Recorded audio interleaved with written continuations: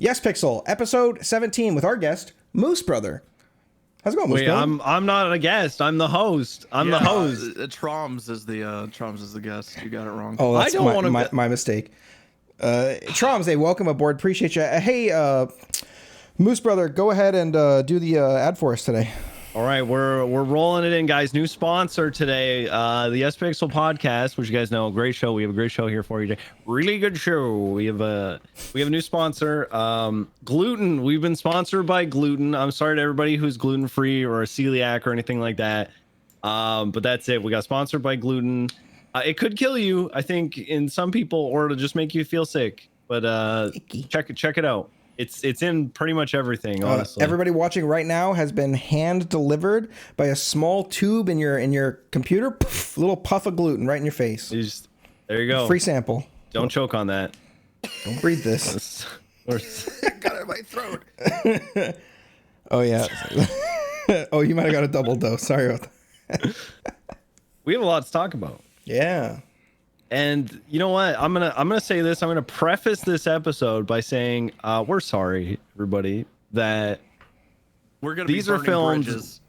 These are films 2 weeks before they air, a week and a half before they air. So we might be talking about stuff that has already changed, already happened. For instance, the chief election is currently going on. Just yesterday, we had the debate down. We had the masterful debate happening at the courthouse, which the entire server and 90% of the PD were at. Actually made it really fun to do cop work. But so that went on yesterday. So we might, by the time this comes out, we may have a chief, and we don't know who it is yet. Super excited for Brian to be chief. That'll be great. It's gonna be Fingal, surprise candidate Fingal. No, please. Some of us Please, might be Fingal. fired or rehired and then fired. Or dead, True. actually. Who knows? I might be a cop by the time this airs. Who knows? That's true. Some of us might have permit by then. I hope so, Hydra. Please, God. I'm done with you, man. You slightly inconvenienced my training no one cared about. Die! Well, and then okay, so I'm doing this training thing, and then this guy it's going swimmingly, which is great because it's nautical training, so it should go swimmingly. This guy decides, hey, can I test the oxygen tank? Sure thing, man. Hop in, go for a swim. This guy has the bright idea to get attacked by a giant squid underneath the water, and starts like, having an emergency. So I get in and I pull out my knife and I'm slashing away at him and cutting the octopus off, and it was really good role play. Then I take him back, and then this guy is just making shit up as he goes. He's like, oh, maybe I got impregnated with poisonous squid babies that start shooting out of my every orifices. And What is now RP if not making shit up? my other cadets are all getting poisoned, and everybody's going to the hospital. And so everybody's going to the hospital, and then this guy decides to go into some kind of weird squid poisonous coma. This was and after 3 squids doctors are shooting died out from of the him in the ER. The doctor is covered in squids. It's like, Wait, who was it? Someone in character came up to. I didn't stream yesterday, but I was still in the server. Someone in character came up to me and was like, "I got bit by a squid earlier." Oh, it was the EMS. It was Storm. She's like, "I got bit by a poisonous squid earlier." she wasn't even there. It must have just traveled. It must have rippled through the RV. I put that several day. squids around the hospital. You had to be with three distance away from them, and it said only notice if 17 out of 20 neurotoxin, death if not treated. Oh my god. Oh, easy force perma there. Oh wow. So anyway, I had to perform Haitian voodoo to save Hydra, which for whatever reason turned him back into Arthur Morgan. Turned him into my Red M John Hydra character is what happened. Yeah. And so I was like, He's putting a bunch of angry emotes on the screen. what emojis on screen. I ended up having to beat him up to get him back to normal. Worked really well. I'm glad. But then your hair changed color.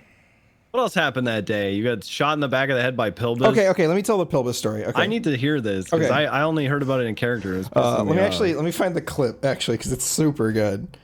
You'll have to do some. You have to do some splaining on it as well. Yeah, so the police thing is going on. Everybody's taking it pretty seriously. But eventually, it's kind of over, and I'm trying to talk to Brian, because I've been campaigning for Brian this whole time, trying to make sure that he wins, or at least that he sees that I'm like putting in a lot of effort for him, right?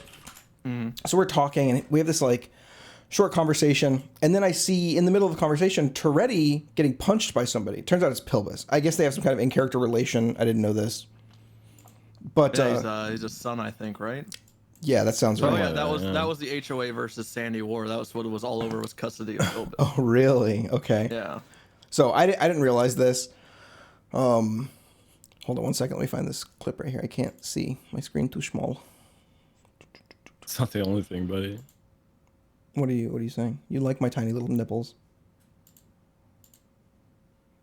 They're like the flat pennies that you like. You know, you put the penny in the machine and then you Yeah. crank it out. That's what Mom. those nipples are. They so are. flat They're and that tiny. weird and ovular. And they also have like a weird buffalo printed on them after you roll it out. Yeah. It's a Sacagawea, thanks. How do you even mix that up? You're so stupid. You had options, man. It's not even a state, but it says Minnesota on it. Hold on, I'm sending the clip to 52 Chains, and I'll explain the rest. In 1952, the year. The year of our Lord. I'm sending it to 1952. Okay, Hydra, how come you're not ready for this? Hydra? it's sent. So, you guys were Hydra, talking. what the I didn't hell? want to interrupt. I'll kiss you on the lips. Say I won't. Yeah, I'll do it. Yeah, you. What's up? How you doing? Our beards might get tangled. We get stuck.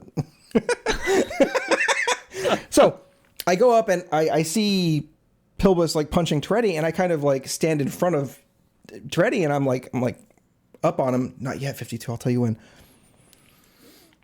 And I'm like, hey, why don't you back off Big T here?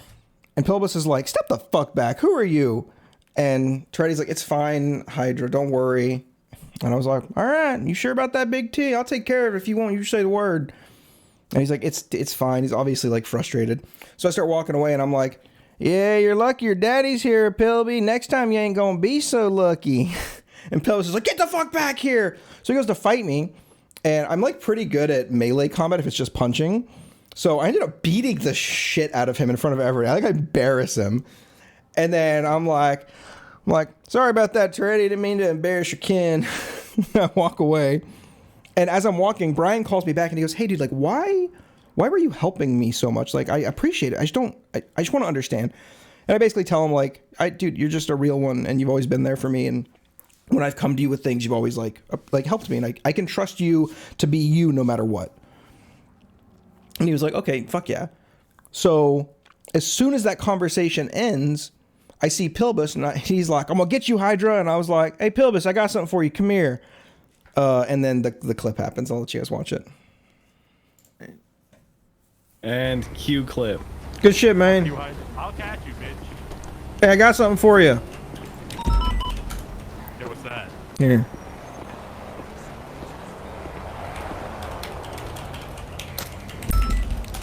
For your medical bill. Give him $100.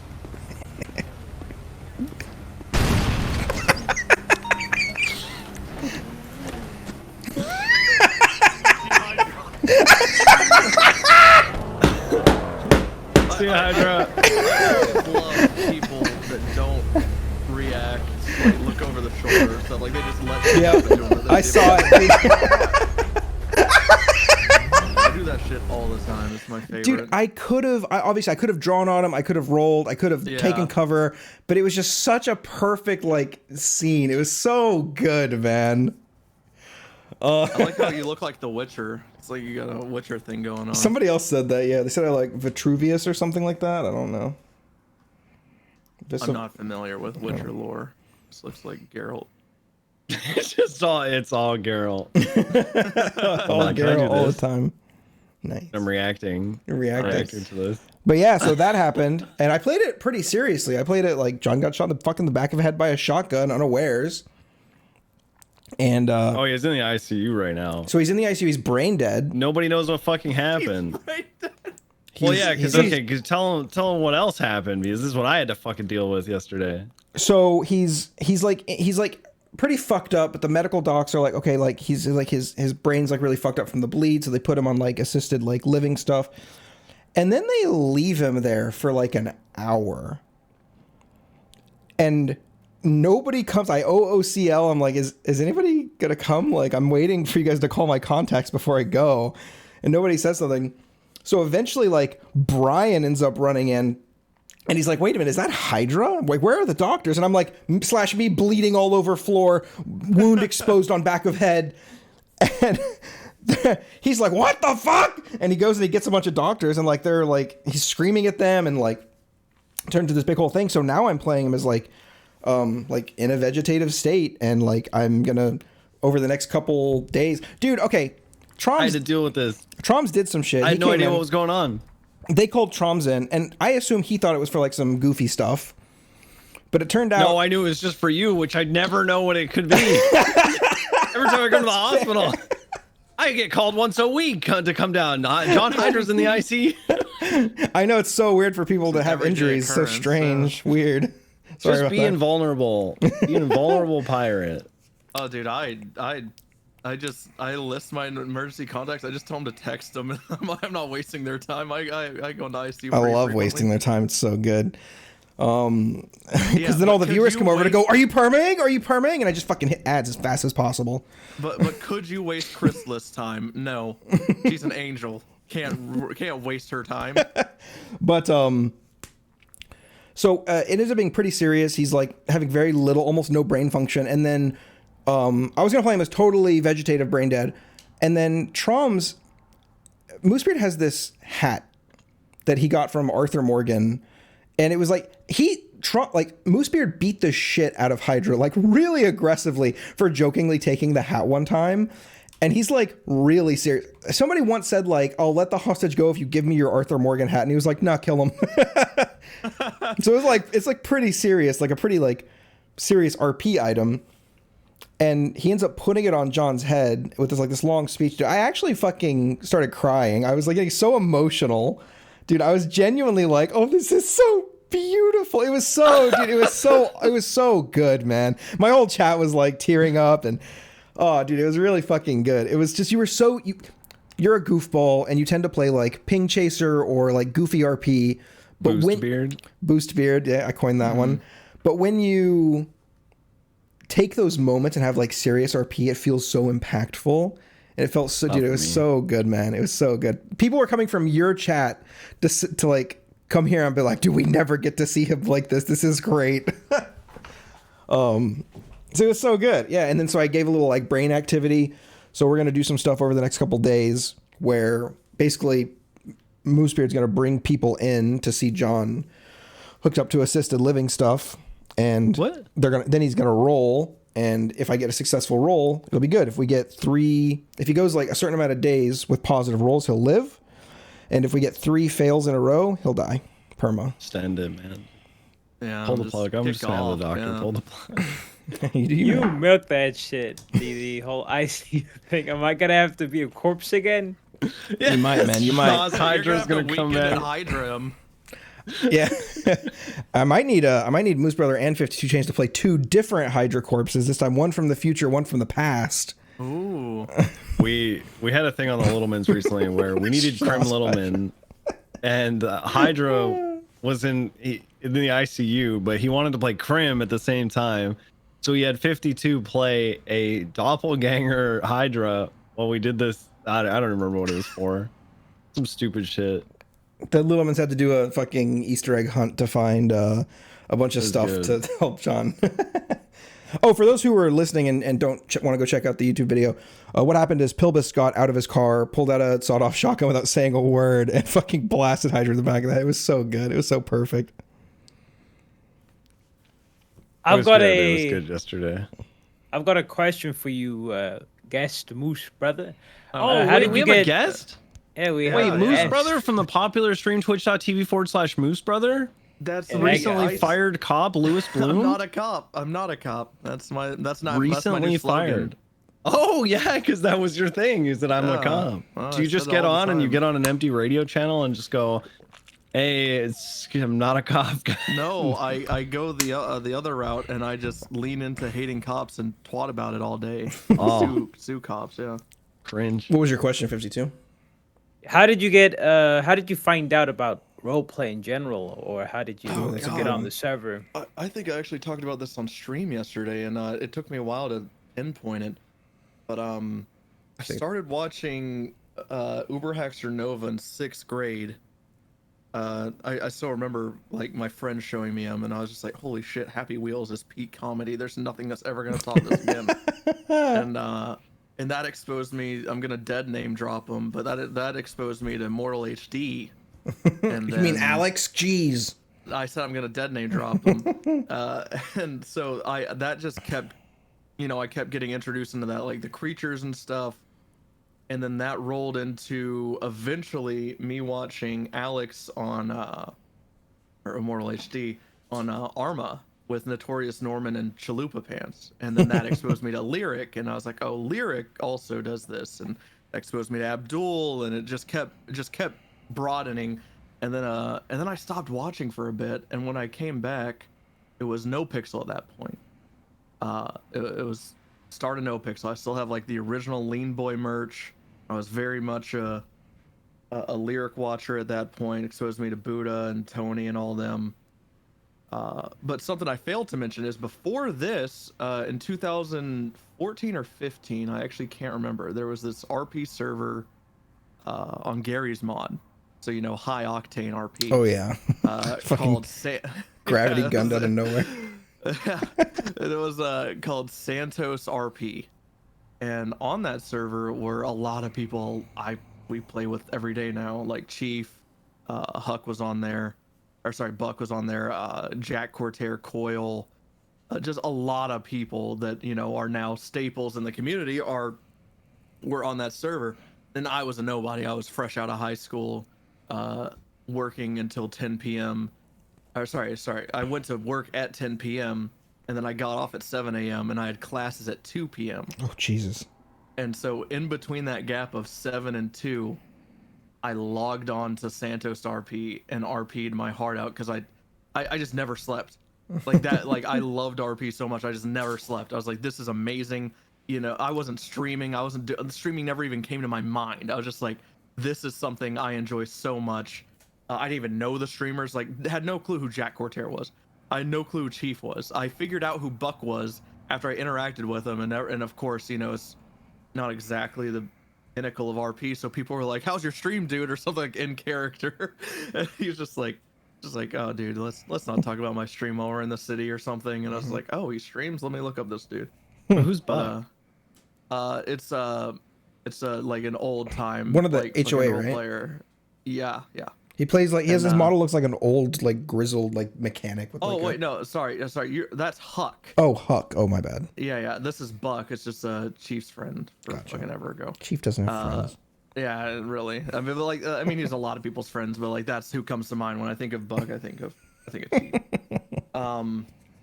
So yeah, man. I guess it all started with Alex probably, because I never really. I was always one of those people like, man, role playing is kind of cringe, and I still think that very cringe. Super cringe. I love it, but it's super cringe. But dude, watching Arma, like I'm sad I never got in on the Arma days at all. And then to get on NoPixel, I guess 3.0 started, and I was like, I was just watching, and this is when I started watching Penta, because I hadn't watched him before. I watched, yeah, he's a small streamer, fat. It's ringing a bell. No, well, basically.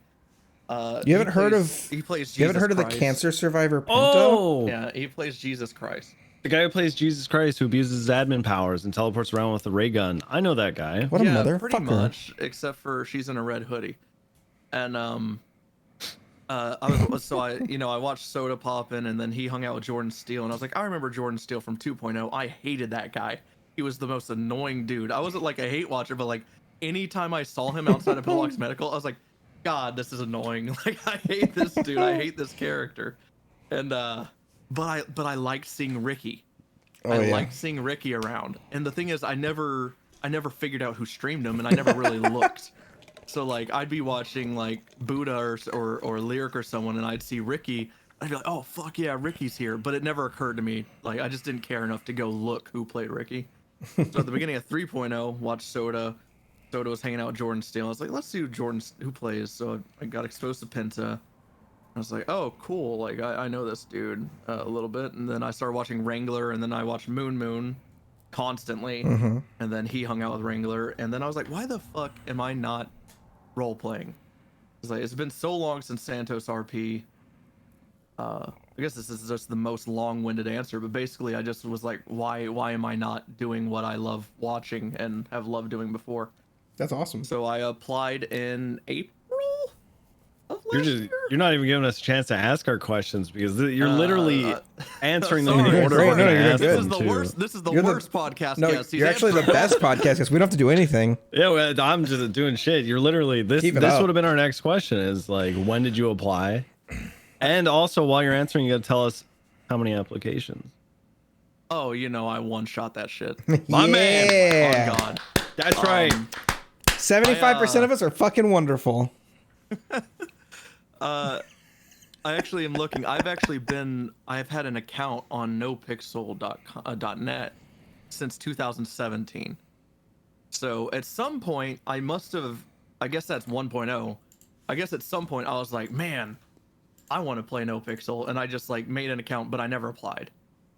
Or maybe I saw it was a donator app, or maybe apps were closed. I don't know, and I was poor and I didn't have the money. So I don't know. Something stopped me from applying, or I just wanted to make an account. I don't know. And then 2020, COVID hit, and I was just like, God, I'm bored. Man, I love WoW, but it's slowing down right now. And then I applied, and then I got in, and then my guild mates at the time, I was with a mythic raiding guild, which if y'all aren't nerds and respect yourselves, is the highest difficulty rating in WoW. It's not anything to brag about. I wasn't in a world first guild or anything, but you know, we were pushing for the highest content. And randomly one day, someone in my guild just goes, "You sound so familiar." And I was like, "Oh well," I didn't tell him. I was like, "Oh, you know, who knows? Like, I'm around a lot in WoW." He goes, "No, Moosebrother, that name is familiar." I was like, yeah." And he Googled me, and Oh, no. this is at this point I've had a cop character, and he's just like, "That's where it is. I saw you in court against XQC. He destroyed you." Or something. And I was just like, "Oh, okay." So from there on out, like I've had like my guild were just like watching me and shit. And it was really it was awkward. It was just like anytime we had raid night, they were like, "Oh, so how is this person in RP and how's this person at?" And I was just like, "Dude, I don't know. You see what I see. You're watching the streams, so yeah, that's Was I there got for that XQC thing? Was it the one where we asked him how much he gets from robbing a bank? We were trying to prove if he like robbed a bank or some shit like that. I remember I was on this stand. I could probably go into the Discord because they always tagged me. They're always like, "Dude," it was like they were arguing SOPs as always. So like really, we didn't get destroyed. It was a cakewalk of a court case, but I don't know. I remember being on stand and then getting pinged in Discord, and they're like, "You're getting rolled by X." I was just like, "All right, cool." But the amount of times I get recognized in WoW is actually insane. It's the only game I get recognized in. I have some. It's probably got something to do with Soda playing GTA. Probably, definitely, yeah. A lot of Soda viewers went to Moon. A lot of Moon went to Penta. Dude, I'm so dumb. Is it bad that I automatically assumed you meant Soda Kite, not Soda Poppin'? Famous, popular no. streamer, you know, Moosebrother and I's personal friend, Chance Morris. Yeah, I raided with Chance Morris. Did I mention that? And Moon. Oh my God, we're best friends. Yeah, we hang out, guys. Damn, we didn't know you guys would chill like that. Yeah, Yeah, man, yeah, best yeah. friend, first name basis, We're everything. in He calls Discord. him Yeah, I Moose, call him Chance. Call him Jesse Anime, his real name, Moon. Oh, holy fuck. Did you guys see this thing by Buddha on Twitter? Yeah. That's fucking unfortunate. So apparently, I hope he's for anybody who doing hasn't alright. seen it yet, Buddha posted something. I'll just read it real quick. It says, "Hey guys, I don't feel like typing everything out, and I'll explain more in detail, but I've been in the hospital all night and apparently I have a brain bleed on the left side of my head. They want to stop the bleeding and drain the blood, so I'll be going into surgery soon. They say they do this procedure daily, and it's their bread and butter, so I'll be awake in a few hours to update everyone more." Okay. That was 2 hours ago. Yeah, this is actually a super common surgery. This happens like quite often with people. They just take a really small stent and they run it through and they just drain it out. Yeah, shout out surgeons. Hopefully everything's all right with Buddha. Yeah, I read that just before the stream. That's it's concerning, right? I mean, anything like that is concerning, and it makes you wonder, like, what happened to get him in there, like if he was having really bad headaches or something, because shit like that can cause you can have like a seizure, or you can Yeah, it's bad. Pressure in the head's always bad. pressure on your brain and shit like that. I mean, speaking of Buddha, I also raid with Buddha, it's no big deal. Oh, Yeah. Damn. Yeah. Does he rate as good as death rolled him ERPs for- though? Is the real God, question. no. I didn't no. think so. He constantly is. He totally I'm fucking leveled his dead, character- he totally leveled his character on his own, and he totally farms all the gold he has. No real money transactions. No, he would happen. never. whoa! Definitely What a with guy. Coil too. Coil, they're just hardcore gamers. Well, the and- one resource they have is time. You have so much time. They have so much. And you know what? During raid, Buddha is AFK during boss pulls. He dies constantly. He comes back and screams when he doesn't get loot. It's pretty good. It's a pretty good system. That's awesome. That's great. Yeah. Well, really cool. I really hope that he doesn't die because then it's going to make my brain bleed RP feel really cringe. Yeah, that guy owns our police department. True. I need that I guy. need him. Also, it would be super sad if he died. That would be so fucking I don't know. tragic. It'll be okay. But it just Shout out sucks to see surgeons. somebody going through some shit, Yeah. right? Like that. It sucks Yeah. for anybody. I mean, I feel like he's been through so much. He needs a fucking break, man. He really Come on, does. life. Really, Come on, yeah. life. Give Buddha a break. But not let too him big of a recover break. From this. No, Some keep him people on his just- toes a little bit, but Some people just don't. They don't. Things just go bad, and it's just like it's like Minx. This is a little off topic from NoPixel, but the whole thing with like Minx finding somebody living under her home or Dude, like last week. What I the keep off of Reddit fuck? and stuff, but that was all over my Twitter. Yeah, Wait, so- what? Well, Yeah. I don't know where she lives or whatever, but she's got a house and it's just a rental. But apparently there was a person or persons living under her home. She like lost her cat, and so she Yeah. was looking for her cat. She went into the house and like found that there's like an access grate that was screwed into place on the side of the home, but had been like torn off the house. So she peeked inside and there's like like obvious Evidence signs of that someone somebody had been there, living. yeah. A Like a sleeping bag and shit like that. Food It got containers worse. and shit. So She bad. went to a psych ward, and when she came back, the org she works with sent her eviction letters or some shit. Oh yeah, Jesus. she like because her organization and another one like merged a while back, so she got like grandfathered into it, and then she got out of that somehow. I don't know. There ended up being like pounds of marijuana. I was gonna say, and yeah, the cops fucking didn't care until until she brought up the marijuana she found under the house. They sent her under. They showed up. They peeped in, and then they sent her under the know house that. to What? investigate. Dude, Yeah, cops are and so then- dog. So she's under there. Dude, stupid mechanical cops, man. Dude, these W There's cops, fucking man. cops. Yeah, we'd Not be a- there's not fired a for ping. that. There's not a ping under that house. They're not going under. Yeah, that's right. I don't know. This doesn't seem like exigent circumstances to me. Yeah, that was that's wild. one of the ways you can get into someone's property is permission. I bet Minx was like, "Get under my house." Bloom would have been all over that. If Bloom gets invited into a house, he's going there. Dude, he's like a vampire from Buffy the Vampire Slayer. If you Yeah. invite him in, he's in there. Oh yeah. It's my favorite way to get into stuff on RP on Bloom is literally them being, "Yeah, you can do that." I'm like, Just ask, dude. Just like that happened Hydra to- yesterday he rated Lee Nova. Like obviously Lee didn't. He knew he didn't have anything, but he just said yes. It's just Dude, good. if they say yes, I'm gonna go. It's fun. Why not? yeah, dude. And fucking now with Stanley. Go ahead. I'm sorry, I was gonna say one of my last days as a cop, Stanley Wilkinson was in a traffic stop with Wrangler. Had no reason to frisk him, nothing. And Wrangler goes, "Can I frisk you?" And he goes, "Yeah." Stanley goes, "Yeah, you can." Large bulge. Large bulge. Yep. Gets searched. 52 bottles of Oxy. Why? Why did he let Why did him? he do it? And the funny thing is, he didn't even give us permission. We had to send him up on a hold. All he had was like 2 AKs. That's it. And he said, and when we got back to him, he goes, "Oh, I thought I only had one." Like, how come you didn't let us in? He goes, oh, I just wanted you to work for it. It's like, God damn it, Penguin. And now with the cuff timer, if somebody lets you go check their house, it's a win-win because they get to hang out and go role play with you while you're checking their house out, and then you just go back to the place and let them walk out. You get time served. I usually try to send them in for like 1 or 2 months if I can, just to make sure DOC knows I care. Dude, I'm not sure if y'all are in the server or out or watching or anything, but are y'all aware of the case yesterday against Salim?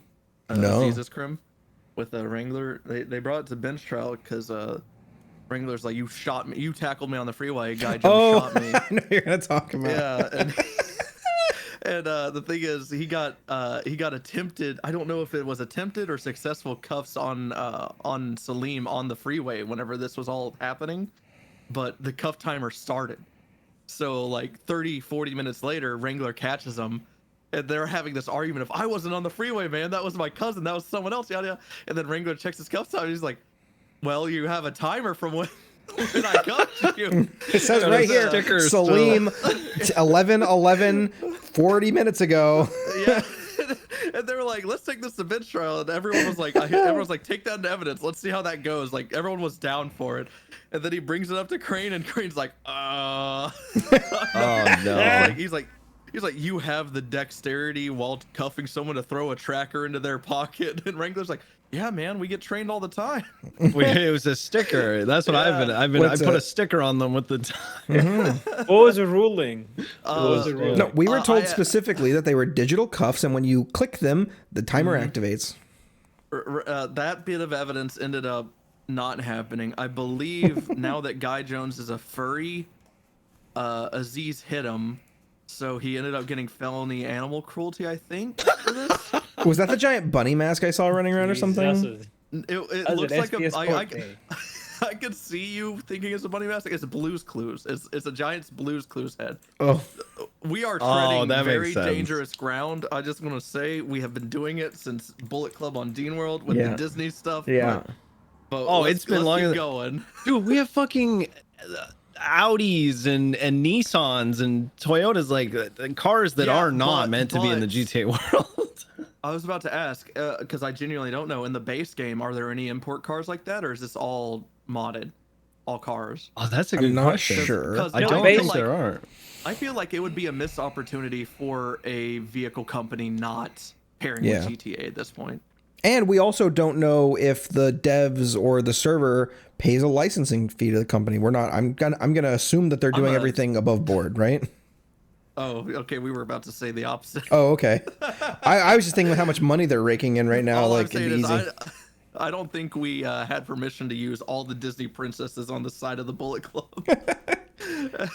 I don't think we had. I think there might be some like loophole around, like, since there's not actually any like service around them being sold, like that has nothing to do with them, like using their imagery is like. Because like paid prior, there's a paid service on the service, so they but it's not related to the thing. That particular thing is no draw, right? Like often in these things you have to prove.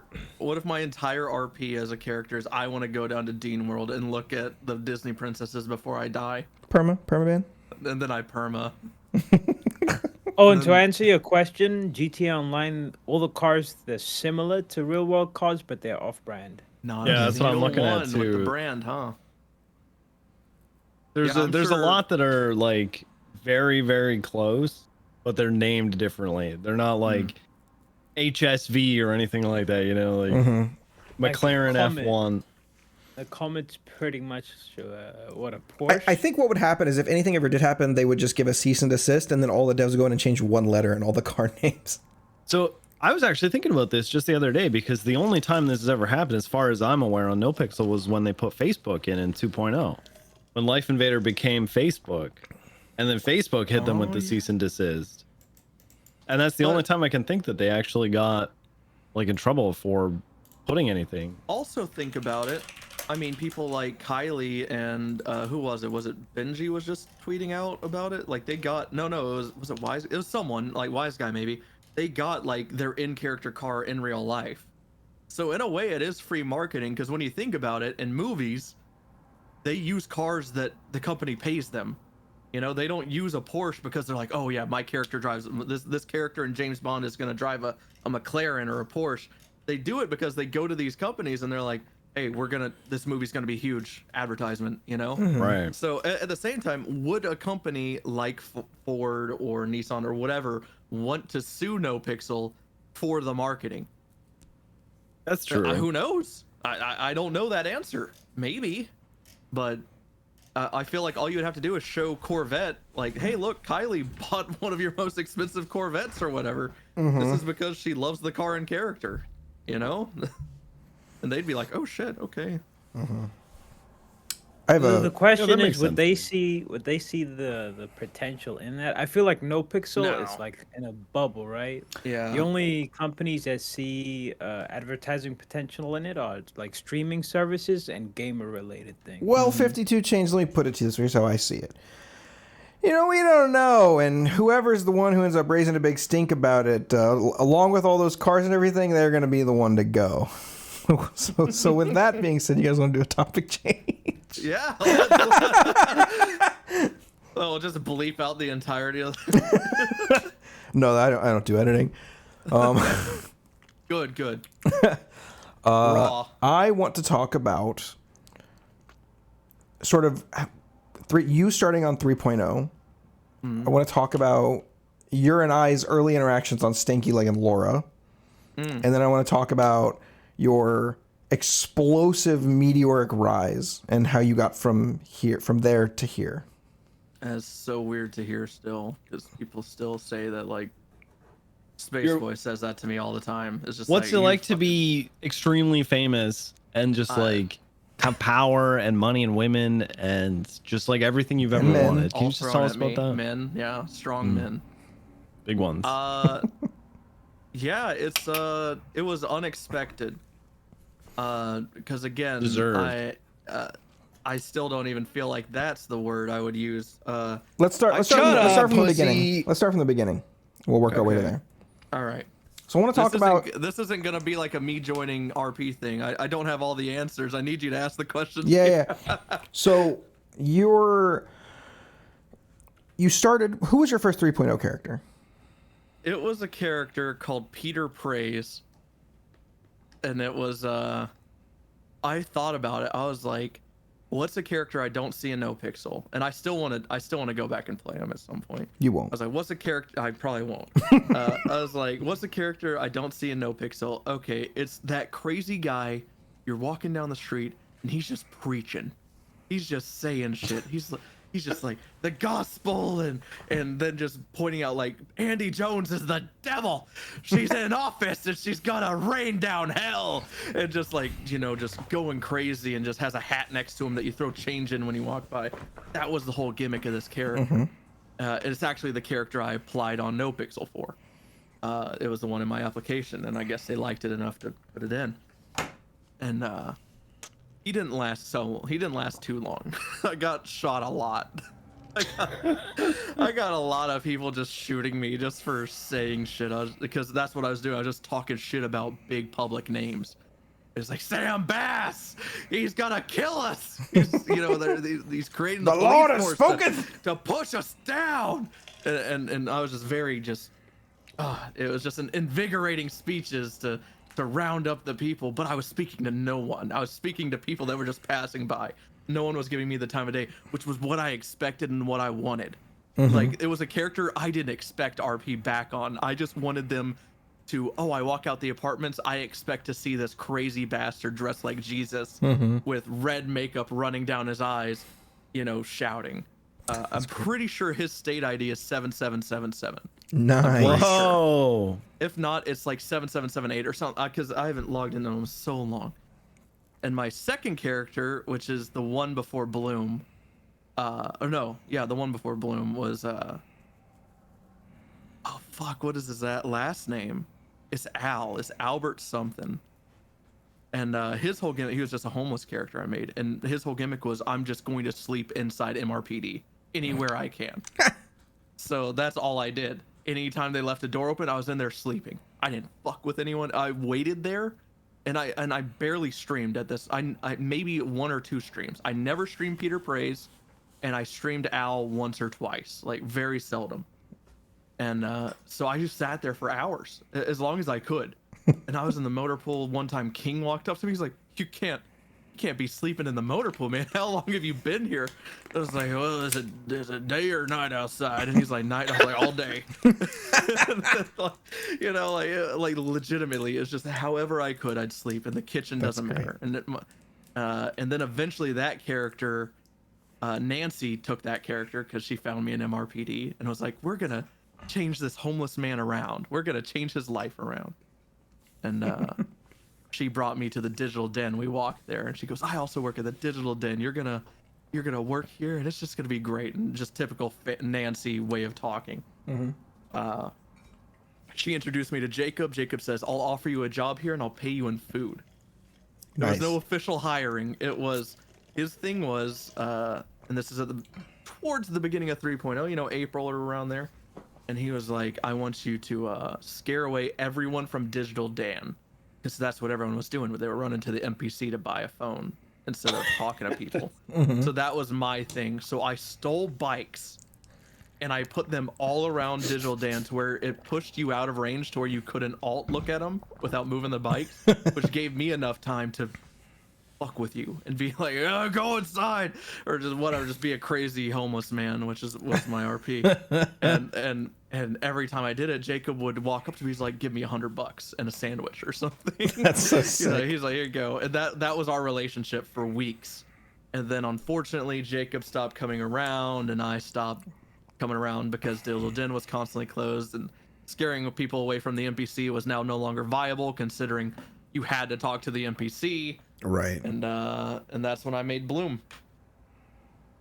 And did Nightcrawler stuff. Complete ripoff of a character from one of my favorite movies. Complete ripoff. Don't spoil it. I'm supposed to watch it this weekend. Oh, I remember so vividly meeting you in the Littlemans and you selling us guns and like. Dude, that's one of my favorite. Getting Jim's license taken away because you gave the cops a video of him smoking weed before we left a house robbery in a car. You remember which cop I gave that to? Was it Barry? It was Barry. Yeah, it was Barry. My only text message history with Barry is still that. That's still so good. that video. Oh, that's great. And it was like, "Hey, I need to meet up with you and give you this tape." And he's like, "Okay." And I gave it to him. And back then, the tapes didn't have the clips attached to them, so I had to send him the clip. It's great. Really good times. I didn't know he got his license talk taken about for it. that. That is amazing. I'm pretty sure he did. That's awesome. He should have. So it makes sense. I'm pretty sure he did. If I remember correctly, he did. So how long did you play Bloom before you made Laura? And then how long did it take you to become a cop on Bloom? And what led to that? I made Bloom in May. So a month after I got Prio, probably. Or sorry, not Prio. After I got whitelisted. And I made Laura June 9th or 10th. And the only reason I know that is because my brother's birthday is the 10th. And I'm pretty sure like I ignored him all day because I was playing hooker. I was just like, "Hey, I'm playing this awesome new character. Great RP here. I don't have time to celebrate your birthday. I'm gonna play a prostitute." Do you remember a bunch of people like came up to you and told you like, "Hey, you need to be very careful playing Constantly. this." And then a Stanky Leg came up and he was like, "Hey, I just heard everything they said. If you need a pip, you let me know." I remember getting so many calls because I would just randomly twat out like, "I'm a prostitute, I'm a hooker, I'm a bitch." Dude, it was people were like, were scared to roleplay with you because they assumed you were going to get banned and they didn't want to get banned too. And I was like, "No, dude, this is really good, funny roleplay." And that was like the first time Laura and Stanky Leg fucking rolled together. Yeah. And it evolved into them eventually becoming blocks. Dude, I robbed my first liquor store with a cool plan and you were so fucking nice. It was with the Italians. Do you remember these guys? Vaguely. Okay, yes. Okay, yeah, no, I remember. It was two brothers, right? Yeah, so there's these Italians. I ran into them on Bloom the other day. Wait, really? Yeah, I was like, "How do I know this dude?" And then like you just unlock the memory because like I've been sitting here thinking, I was like, how did I know these two brothers? They are so familiar and they have early-ish IDs. I was like, how? And you just saying that, just it all clicked. All right, sorry. Yeah, so okay, that, so I just there's had a these eureka moment. No, that's fine. Yeah. I can't remember. They're Italian. I'm following them on Twitch. I'm not going to look up their names right now. But they're basically, somebody described them as the Summit 1G of Italy. They're like the best CSGO players. There's 3 guys they play around, and they brought in these Italian characters. And they're like real Italians that are like struggling to speak like great English. And somehow Stanky Leg just like, I just tickled them, right? Because I'm a goofball. And I would say stuff like "Porco Dio," which is like the worst thing you can say in Italy. And I called myself Stanky Gambino, and they loved it. And we ended up robbing a fucking like store back when you had to use like the safe cracking tool. And I had this big plan where we'd drive to get some Sea-Doos, but then we had somebody wait to make sure that there was enough Sea-Doos for the cops to chase us as well. And then I had Laura just sitting in a fucking truck on the other side of the Alamo Sea waiting. And I was so anxious because my whole thing ever is like, don't like treat people like mechanics or objects. So in the middle of hacking and running from cops, I'm like in Discord, like, hey, if you need to leave, it's okay. Like, you're totally fine. Like, don't stress. Like, don't sweat it. Dude, I forgot about that. I forgot I wasn't actually physically there until you just said that. I was at the dock in Sandy across from the Alamo Sea, like you said. I remember I was calling you on the phone. That's right. I was there for so long. You were there for a really long time. And you were like, you said something like, no, it's okay. I feel like I can see everything happening right over your shoulder. And I was like, okay, all right. Did I say that? I don't remember that. Jesus Christ. Statute of limitations, devs, admins. Yeah, statute sorry. of Sorry. There's no There's proof. no VOD It was to prove 2.0. that. It was There's no 2.0. It's VOD, all yeah. story. This is made up. Everything said or done here is fake. We're not real. Yeah, it's based on these people aren't real. They're not real people. We're not real. Trumps isn't real. Any kind of it's all a coincidence, you know. Any names or anything like that. But those guys, their viewers were like prolific. They would my viewer count. This is back when I was getting almost no. This was pre Zerka coming to the server. So I was like, I would get 5 or 6 viewers on average, which at the time felt incredible. But then I would suddenly have like 30 Italians, and I would have to like turn the auto translate on my like browser so I could understand what they were saying roughly. And I would just be like, "Viva Italia!" And people would donate $5, just like, say "Viva Italia," "Viva Italia." That's hilarious. I got none of that. I had no Well, clue those dudes I can tell you CS:GO why. Players or anything. Those people were so homophobic. It was so bad. I'm not talking about the streamers, but their funny, viewers. Oh my god. They would come into my stream and they would be like, "Hey, just so you know that the woman is not a woman. It has a penis." And I'm just like, dude, it is the year of our Lord 2019. You cannot say that. Like, just because a guy is playing a girl doesn't mean anything. Like, no, it is the Italian word for the F slur. And I was like, no, you can't say that. Now that you're saying that, I kind of do remember a few people come to my chat and being very rude. Oh my god, dude. Shit. Yeah, that's not okay, Italians. Come on, get and then specific Italians, not all of them. No, all of them, Italians. just Average, those ones. just the homophobic, just the really homophobic ones. And then I don't know. Sometimes I think this like as a streamer because I started like getting a bit of viewership and starting like becoming like people have told me on the server that like Stanky Leg is like an OG of the server, which feels really cool. But I feel like it's been so long, a lot of people don't remember him. But when I come around, people are like, "Oh my god, Stanky Leg," which feels good. But I often wonder. I think about like how did Moosebrother become this like successful like full-time streamer person, and I'm still like an ex-viewer Andy. It was low, but like recently it's been like coming up slowly. I'm getting the average 15 or 20, and it feels good again. Tell them the secret. Moose. Yeah, let me just reach in my hat of answers and answer. It is definitely a combination of Bloom had a ride-along. Bloom had 5 ride-alongs before he got hired. Mm-hmm. The first one was Moon. And I was Lady doing Hawk. live PD, and I was doing fat baldy, and I was doing I was with someone else, and the other person was just kind of just anti-RP. I don't think the dude's on the server anymore. If he is, he plays a completely different character, or I never run in this character. I don't know, but like he just didn't want to go along with anything, and I'm like, dude, you're in a car with Moon. How are you gonna say no to some shit? Like, what the fuck? Right. And what's funny is, after he got out on his own volition, he's just like, see you later, I'm gone, this is boring, or whatever. Oh my God. Which it just was far from. Moon looks at me and goes, thank God he's gone. He's like, thank God he's gone. He talked too much, and he was like this and that and that and that. And I was like, man, I was thinking the same thing. I wasn't expecting you to say that. And he's like, yeah, what a fucking freak or something. After that, I rode with Ripley, and then I rode with Ripley and Dan, and then I rode with, I want to say Ripley again, and then the last person I ever rode with before being a cop was Cornwood. Dad?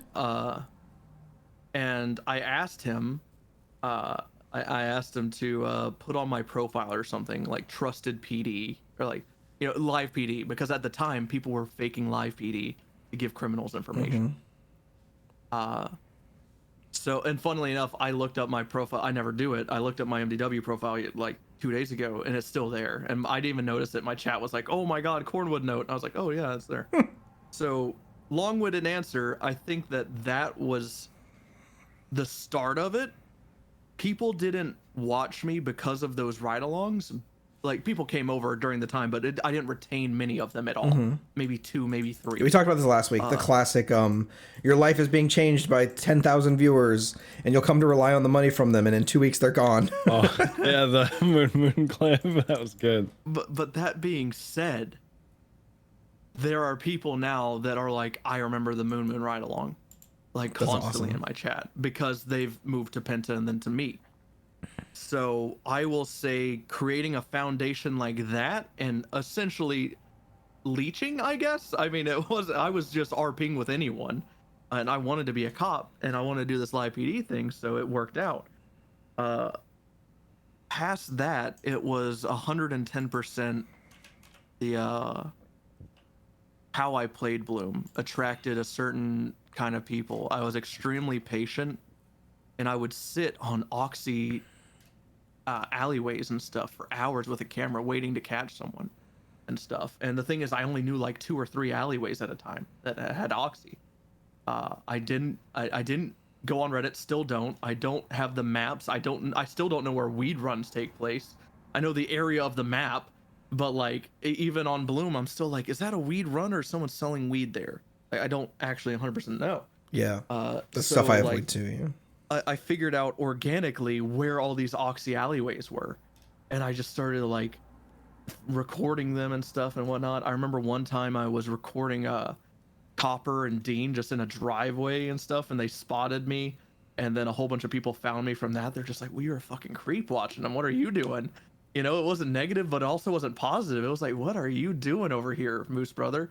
And I was just like, oh yeah, you know. And then people would see the name and get the reference and stuff, and they'd be like, okay, so you're doing Nightcrawler stuff. I'm like, yeah, that's kind of this character's gimmick. So I had some people retain from that. I started getting like 20 viewers or so regularly, which is huge. Fucking like I was like, I'm content here, you know. It's going great. And then Hooker came around, and honestly, She came. All right. Oh, yeah. Oh no, I don't think she can anymore. I think it's all just spooned out. It's fucking someone melon fruited it out. Yeah. And I mean, just picture some watermelon, but it wasn't watermelon. But yeah, I can say, even though now Bloom gets just twice the viewership, my success is thanks to Hooker and the people I surrounded myself with, 100%. First day on Hooker, I was like, perma character. That's what this is. You know, I just bored of Bloom. I want to play it.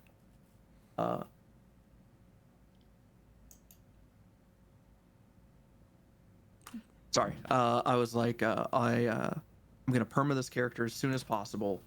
Perma condition is getting prostitution on my record, and like if anything happens horrible after that. You know, it still doesn't have prostitution on the record, by the way. Just want to put that out there.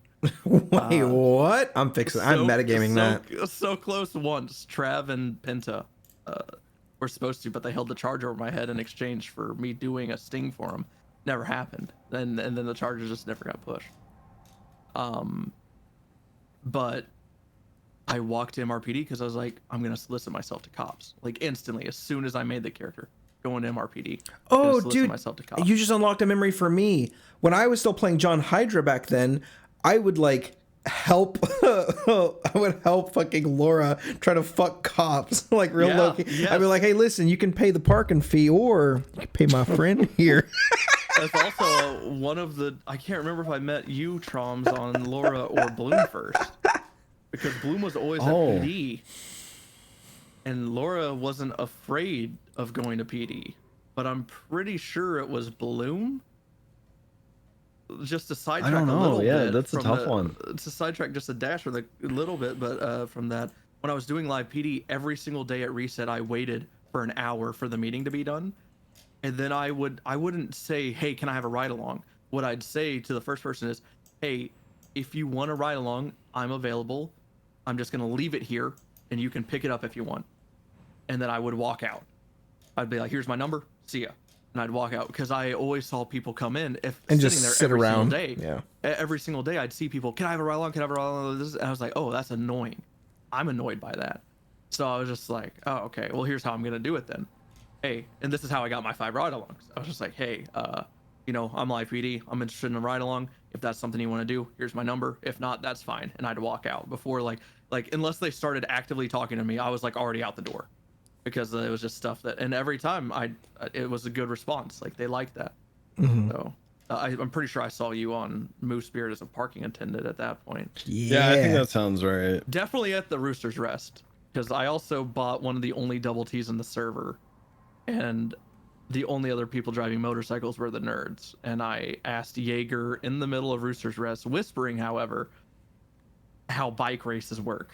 I was like, so like y'all bike race, and he pulled me even further aside than we already were, and we're like, don't ever fucking talk about anything illegal in this business ever again. You get that, you piece of shit. And I was just like, understood, all right. Dude, I wish the nerds would come back. I think that I've been saying that they're around. I've been saying I wish they would come back like more prolifically, I guess. They're around a lot more than you think. Oh, yeah. Right. They're in Ice Crown Citadel a lot now. That's right. Wait, what? They call the Playboy Mansion Ice Crown Citadel. Nice. Yeah. Because they got a lot of shit going on there too. It has its own weather system now. They have Fingal Dan locals. Stanky Leg, his like one of his best friends is Beans. So Beans was great. Garrick, what was fucking the cleric's name? Glorion. No, but what's his real name? Glorion. Something Beans. Burt Beans. Burt Beans, yeah. Burt Beans, and his cop's character was Kid Beans. I don't think he's been fired yet either. Do you guys remember? Do you guys remember when his voice, like doing the voice was like fucking him up? Yes. And he like needed an RP reason to like change his voice. He was like really stressing about it. And Stanky was like, I have an idea. We walked out of the courthouse and he goes, all right, don't move. And I shot him in the fucking throat. But I guess to get back to the topic is I owe everything to Laura, 100%. Is I first walked to MRPD, and Tony Corleone was there, and I walked by him. I like didn't walk to him. I was just walking by him, and he said, who did he say? I think his name is Adam or something that hangs out in that group. I think he's part of the Angels now, maybe.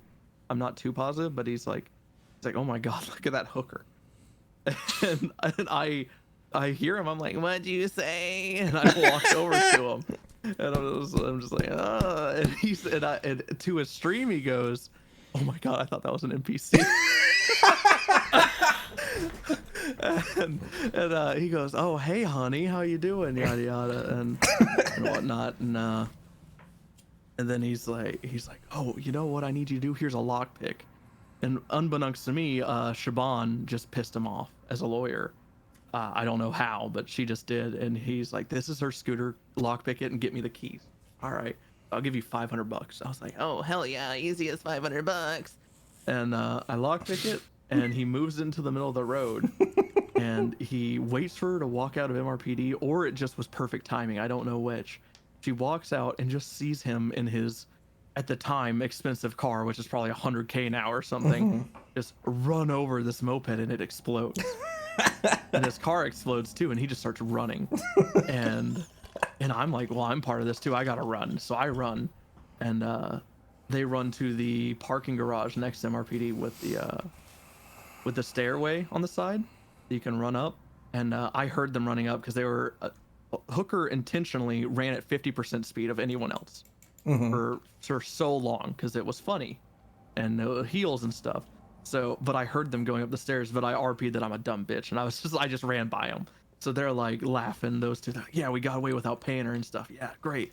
And then I just go along my way. I'm walking down Adam's Apple, and they decided that I know too much now. They have to get rid of me. So they kidnap me, and in the car, like the other guy's driving, and Tony's pointing a gun in my face, and I do the slash me, puts gun in mouth, and I'm like, oh. And they're just like, holy cow, man, and they're losing it. They're just like, I don't know if she's brand safe and stuff like that. They can't hang out with me. And they bring me to this apartment, which I guess was a house. It was an apartment building, and I've never been in another apartment like it, I don't think, but it was like up near Spanish, and it was just like a story mode apartment, and they brought me up, and they shot me in the back of the head while telling me to look through a telescope. Like, look, you can see all the city, babe. Like, you can see all this, Hooker. And I was like, cool. And I knew they were pulling a gun on me and shit, but I was like looking through the telescope, so I didn't know. And then they shot me in the back of the head, dragged me up to the helipad, and threw me off the side. Oh and my God. God. I was like, okay, I'm perming. I was like, that's it. And no police or EMS ever came. So I was like, man, this is kind of sucky. And I have all these people from Anthony's chat in my chat, like, don't perma. This is such a fucking funny character. Yada, yada, yada. I was just like, all right. You know, I didn't get prostitution. Let's try to go for it.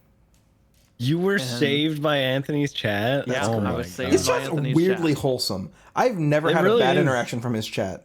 I've never had a bad interaction with him. Yeah. Like, I feel like he's never mauled or anything like that. Like, I have caught him malding, but then I like roleplayed. Like I gave him like the tiniest sliver of roleplay, and he instantly was back into the roleplay. Yeah, he's not liked Bloom a few times, but I've always brought it back. I feel like the other day he ran me over, and when he was like, "Oh, Bloom, how's it going? How come you're not on duty and stuff?" I'm like, "Oh, I'm fired."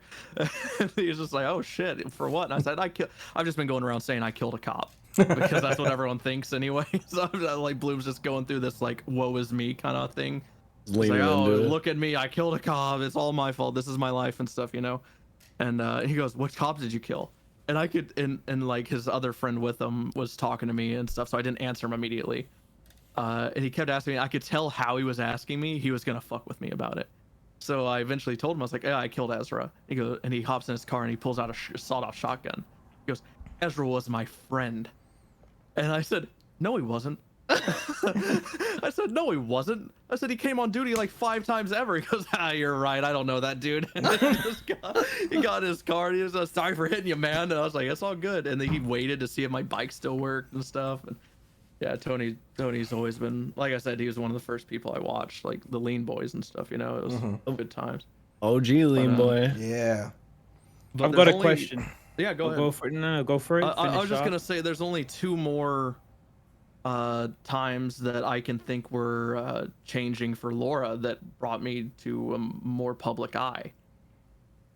Trying to rob Mike Block for a car. That was so good. I knew exactly which one. He was down on Bay City Ave and I needed a car and I walk up to him, genuinely couldn't see him because he's lockpicking it. He's like underneath the dash. And I walk up and I try to get in and my character starts running to the passenger seat. I'm like, what the fuck? And then I look in and I just see a red hoodie. And I'm like, holy shit, finally Laura's meeting Mike Block. I was like, this is it, gotta make a good impression. And he's like, yo, get in. If you're stealing this car, you're coming with me. And then he ran over this character, this NPC up in North Rockford. And I was just like, oh my God. And he's like, yeah, we run over people. I was like, no, that's not what I was saying. Oh my God, about her boots are hideous. And then he backed up. He goes, and he makes me wear them. Like we get out and he makes me take off this dead NPC's boots and put them on me. And to this day, I've said those are the boots I have on because they're 2 sizes too small. And Just that's why crushing her that's why I ran slow That's for so long. so funny. Is because the shoes were too small and they hurt my feet. And then we met up with Stanky Leg. I think that was the only other block around that day. Yeah. No one had prio, so it was just luck of the draw. Yeah. And we met with him, and then there was moments of them discussing killing me, and then the next moment they were discussing hanging out with me, and then killing me, and back and forth. And definitely Didn't we? the next. Go ahead. Go ahead. No. I was gonna say the next day after that is whenever I got married to Moon and it was my first official block day. And that 24-hour span is one of 2 of the ways I got thrown into the eye of NoPixel. The other was me killing Enzo and going to prison for 48 days. Cocaine arc was the best. Holy shit. That was good. Yeah. Yeah. You had a question? 52? Everyone was always so like, oh, that's so horrible that happened to you. Are you kidding me? Me getting put into prison for 48 days got me a better prio, not the prio I have now, but a better prio. It got me a cop character, and it was some of the, I'll be honest, and I'm biased, but I'll say it, that cocaine arc was probably one of the top 3 arcs on the server to date. It was good. It was really good. So I'm fine with 48 Dude, years everybody in was prison like if that's what mad happened. for you, but you never yeah. seemed mad about it. No. That's the kind of mentality that like you see with really, really good role players. Guys are people like Molly Roo, who spent an absolute butt ton amount of time in prison. She and I got to the same point when I was watching her stream. Sometimes she was just like, man, it's kind of getting old. And I like that. I was like, it's kind of getting old at the end of it. Right. Thank God for Buddha. Buddha came in on like year 40 for Hooker and literally killed someone and got bail that day and whatnot. And then he's like, that's fucked up. That woman in there can't get bail, but here I am getting bail. And he talked to like Dean or someone about it. And that's kind of what set things in motion, I think, was him bringing it up to people. So shout out to Buddha for that. Yeah. Oh, Buddha the homie. Yeah. Get well soon, buddy. All right, my couple of question questions, leads. Yeah, my question leads into what you finished up with. There is how you deal with consequences. Most people, if their cops get fired, they'd throw a tantrum or something. But you just took that in stride. I didn't even know you had 40 days in 48. prison with your 48 on my main character. Was it the 9s or was it like? How was it? Did you know it was 9s. 40? Oh. I That was didn't know your how long main. it was gonna be. Yeah, my main character was Hooker at the time. Bloom wasn't a cop, and I didn't know how long I was gonna be in there. I didn't have prio. Out of those 48 days, I'd venture to guess I was on the server RPing with lifers for 32 of them probably, if I had to guess. And this is still me setting alarm at each tsunami to like wake up and do it. So yeah, I was, and also like I wanted to be on in case Bob Smith wanted to talk to me, because there was this whole arc with me, Nino, Bob Smith. Like I was playing every side possible. Jimmy Yugman. Like I was trying to come out on top. I was trying to see if I should snitch because I was 100% down to, or if me not snitching was better. And constantly I was giving misinformation to both sides, and that just created more RP for them outside, So yeah, I wanted to be around as much as possible in prison. There was no grinding dishes. There was no. It was, hey, you have an ass phone and you have an ass lockpick, and I remember it. ass Slushies. items.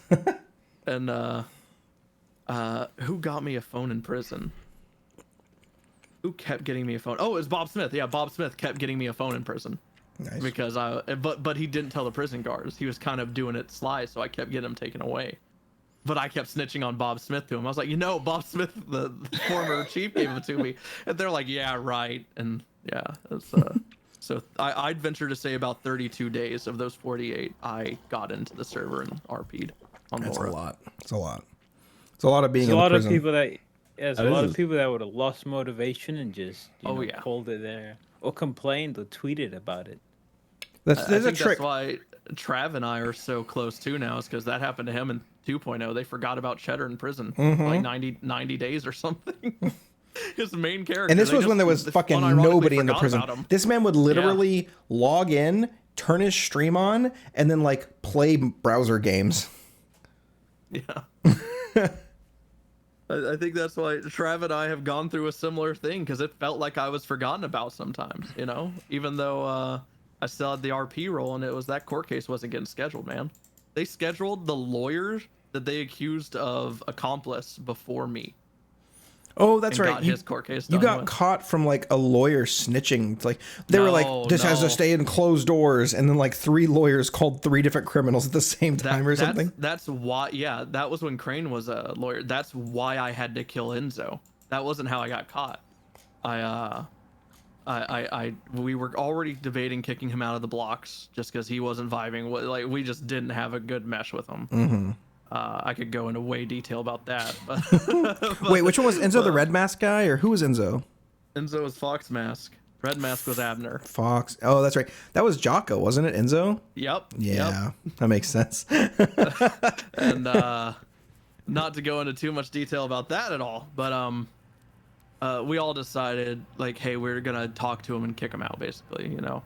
And then I took it upon myself to go kill him. Like I was sitting there and I was debating if Laura would kill him or let him slide or what.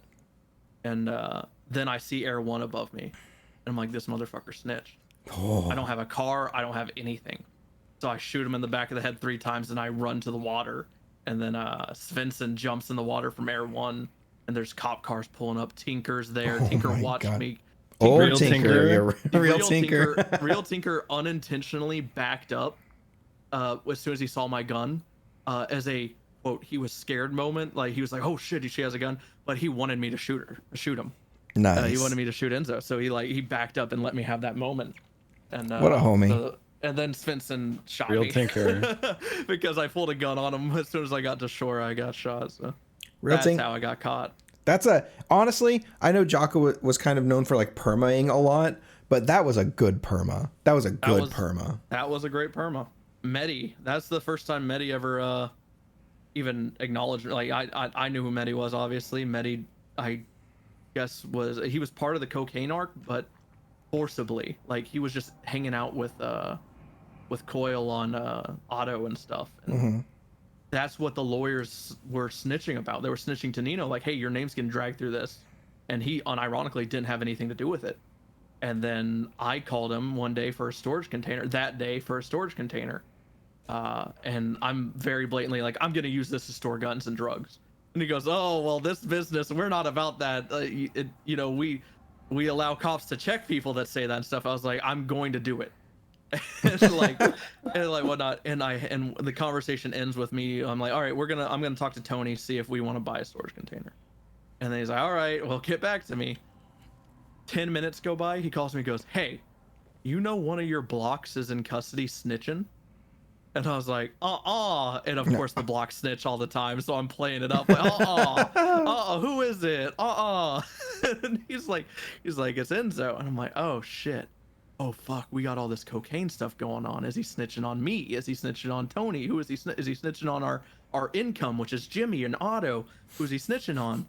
And then he ended up telling me it was about the cocaine, and I was like, fuck. And that's when we started talking about taking care of him. And Nino basically told me, he's like, not basically, this is what he said. He goes, I'm sure you can take care of this problem for me.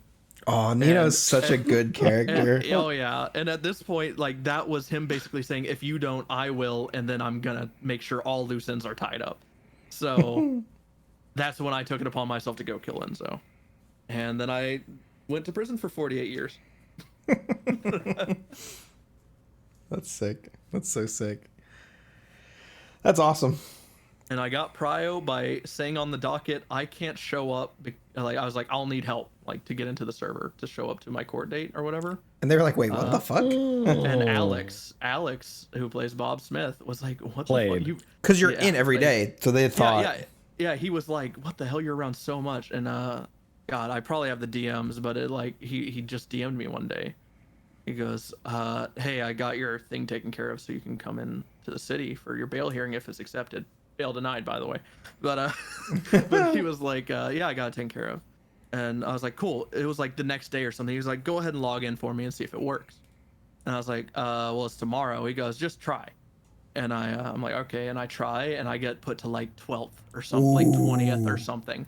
And Huge. you know, versus 429, I was like, oh, cool, it works. You know, still not thinking I had prio. And he goes, okay, good. You shouldn't have a problem getting into the server anymore. And I was like, what do you mean? And he goes, oh, I was just checking to make sure it worked. And I said, you didn't. And he goes, hey man, don't mention it. Fucking He's like, Alex, he's man. like, you're fucking great at RP or something like that. And then I was like, hey man, I'm not gonna name drop you if people ask who gave me it, but I just want you to know like how fucking like much this means to me. I name drop that Medi gave me Prio in 2.0 every chance I get, dude. I'll suck that guy's dick. I don't give a fuck. I do now. Ever since Coyle pulled up my number and gave me Prio, I'm like, well, it doesn't matter who recommended me now, especially he wasn't playing. So I was just like, yeah, Alex gave me Prio. What Prio did he bump you to? 5? I couldn't tell you. I don't know the differences. For the longest time, didn't you have the one where you couldn't log in before 10 minutes? Yeah. So you had Prio, but it wasn't the golden tiers like everyone calls it. It was random Prio. It's the equivalent to that is what I had. That's what Alex got me. So if I logged in at the 10-minute mark, I got in the server basically. And if I did at the 11-minute mark, it basically puts you behind like everybody 10. else with Prio. Yeah. But before everybody without it. And it puts you before people with actual random Prio. So what that allowed me to do is get in consistently. I stopped waking up at I started being a shift 2 streamer. Shift 1, shift 2. I started streaming at that Tsunami. I had a great relationship with Mecha Bear on Hooker. Nice. They were like, dude, I miss Mecha. Oh, dude, she and Hooker had just a great dynamic. It was just like, I don't want to speak for, but how I always viewed it was, you know, if she wasn't a cop, she'd probably be where Hooker is.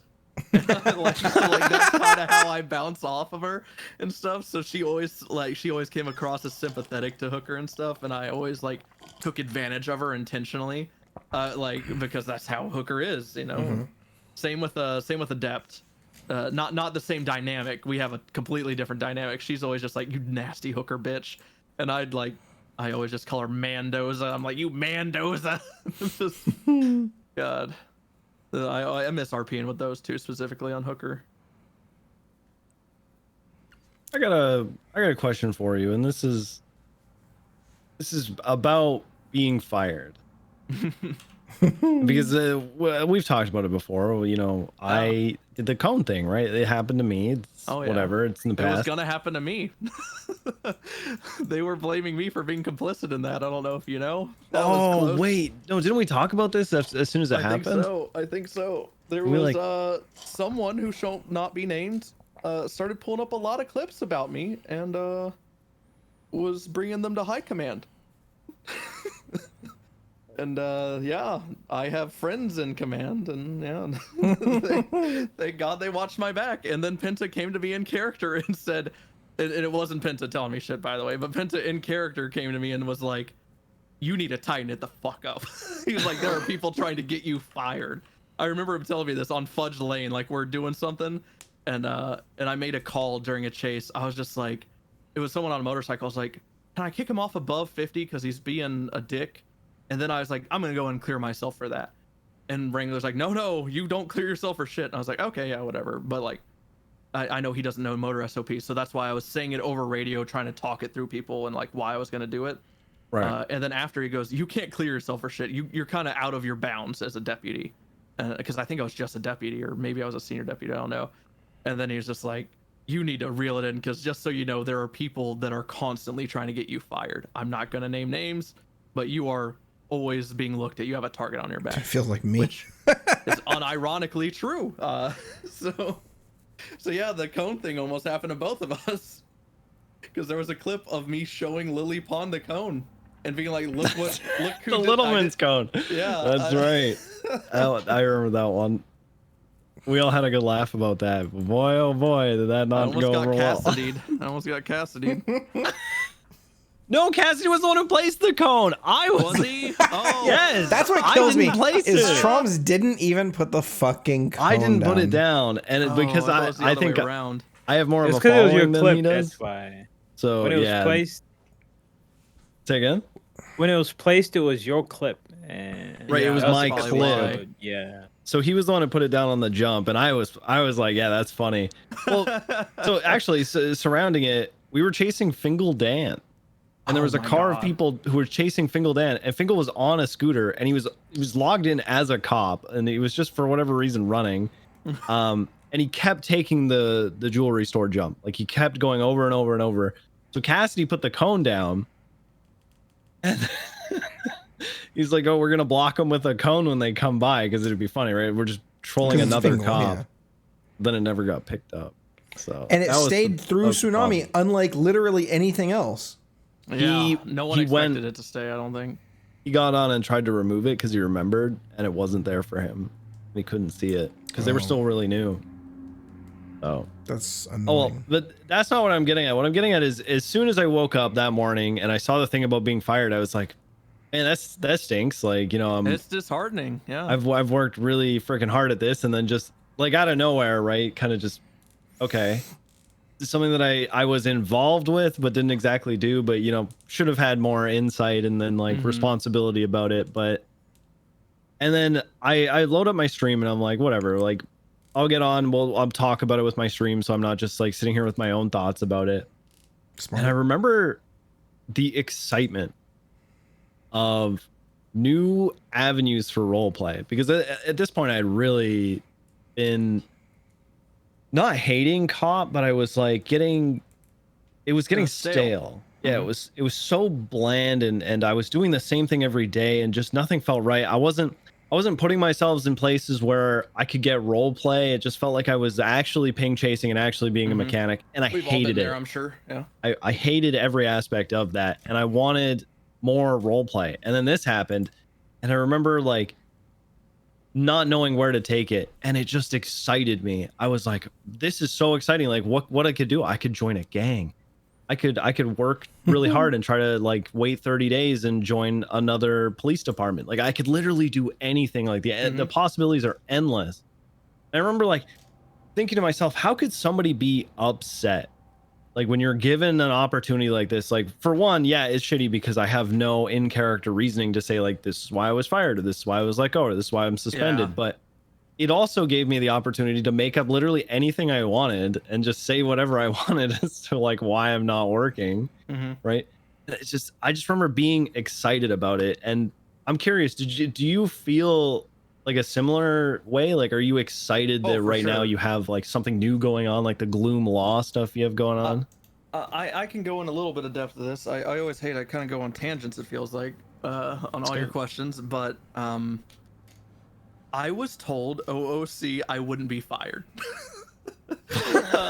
Very early on, I was like, they were like, you're not gonna get fired. And I was like, oh, okay, well that's kind of spoiled it, but whatever. I was like, all right, cool.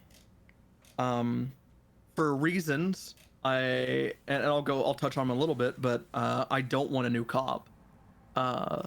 End of the day I think I know why that is. Maybe, but part of the reason is I want to hang out with the same people I'm already hanging out with. That's what I was gonna say. Yeah. I want to pump. So what would my next cop be?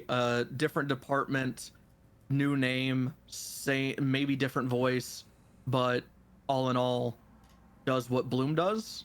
Right.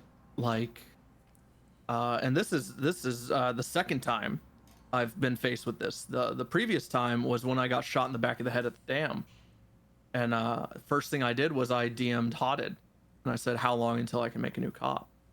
Because unfortunately, and it honestly pains me that it's this way. It's unfortunately cops my viewers' preference on what I do, and it is money. That's the job, especially at that time. right? Especially at that time, I wasn't making as much as I am now, and so on and so forth. And so I was just like, how long? And he told me 30 days. That's not true. That is so not true. I know. I hate that. He told me 30 days. Nathan? And then I Moses? went, oh yeah, no, I know, but this is a relatively far away considering when they permit, but he told me 30 days, and I said, all right, I'm gonna ICU and I'm gonna think about it. I took like a day or two off streaming. It was all I thought about. I lost sleep over it. I was just like, man, like there's so many ways I can take this story. You know, you could just straight up just say, oh, I don't remember going to the dam or whatnot, but that would discredit everything me and Nova Walker ever did. It would just negate all the RP there entirely. And I was like, that's disgusting. Like, I don't want to do that. I already know there's not going to be an investigation because cops are shit. So I was like, so that route's already out too. So I'm going to forget, I'm going to have a PTSD arc. So that's what I went with instead of Oh, I Permain. remember that too. But the thing is, as soon as I decided that, I got DM from Hothead, and he's like, "Oh yeah, probably like a week I could get you a new cop." And then Toretti, Mantis DM me, he goes, "Oh, I could do that shit whenever." And I was just like, "Well, I already RP'd that he survived, so all right, cool." Yeah, Which thank God. If you want Thank to God, cop in because- 30 days sooner, just try having 30,000 more followers than you do right now. yeah, exactly.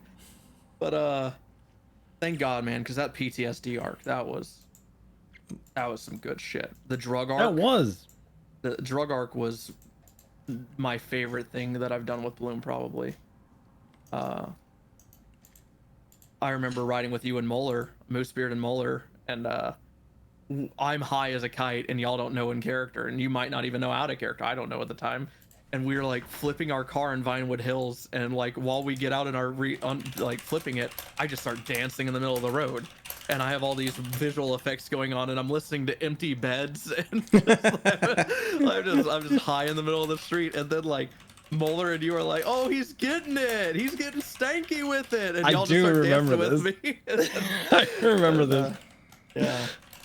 I think I saw the clip of that and remember that you were baked out of your mind.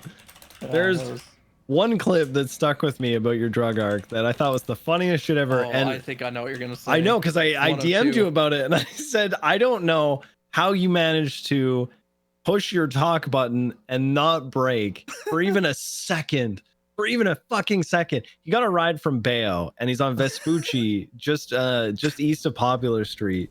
And Bayo picks him up for a ride, and Bloom's high as a kite. And when you do drugs, there are certain things that just happen. Like you'll just randomly get out of your car. Oh no, you'll see the alien, and the alien threw him out of the car. That's right. And there's like this alien that just shoots at you. So there was an alien shooting at me. The clip is titled "You Okay, Man?"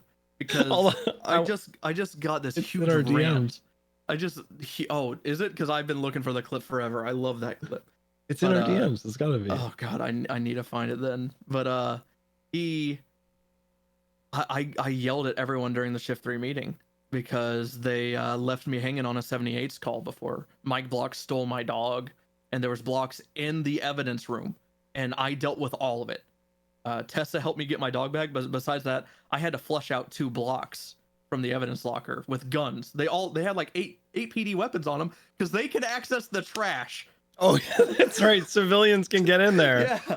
So I had dealt with all of it. And I was livid that no one was helping me. So I let loose at the PD meeting, and I said, "I'm going 42. See ya," after calling everyone out. And then I take cocaine as soon as I walk out. I take cocaine and pills. So I'm running. I'm doing that super fast run. If you find the clip, I guess we could pull it up. But I'm doing the super fast run, and Bayo pulls up next to me.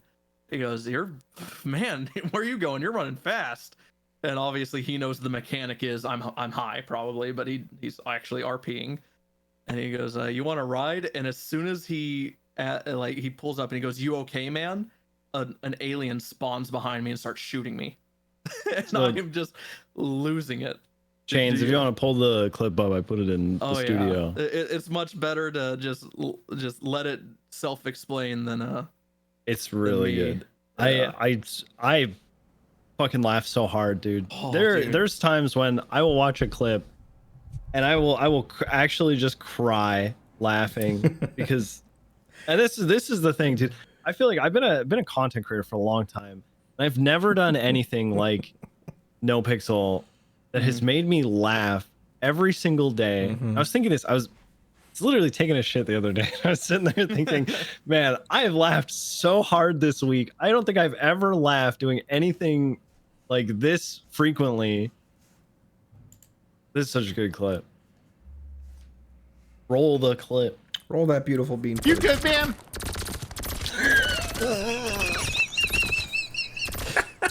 Yeah. What's up? All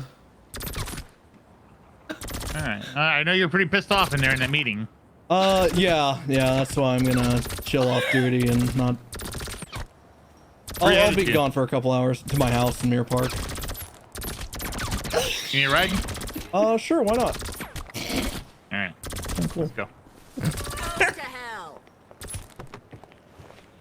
Just okay. Sorry about that.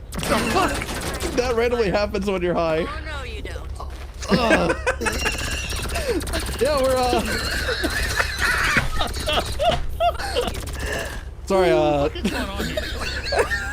Why'd you just jump out of the car? Like you threw yourself out of the car. Go to hell. Well, I threw you out, so I was apologizing. You good, man? So good. I don't know how you didn't break. I have no idea.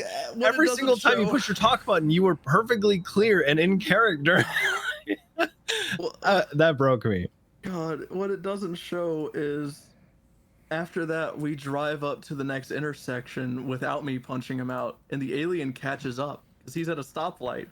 The alien opens my door, Again. but it bugs out, so it doesn't rip me out. It just opens the door, and he's like, "How come you opened your door?"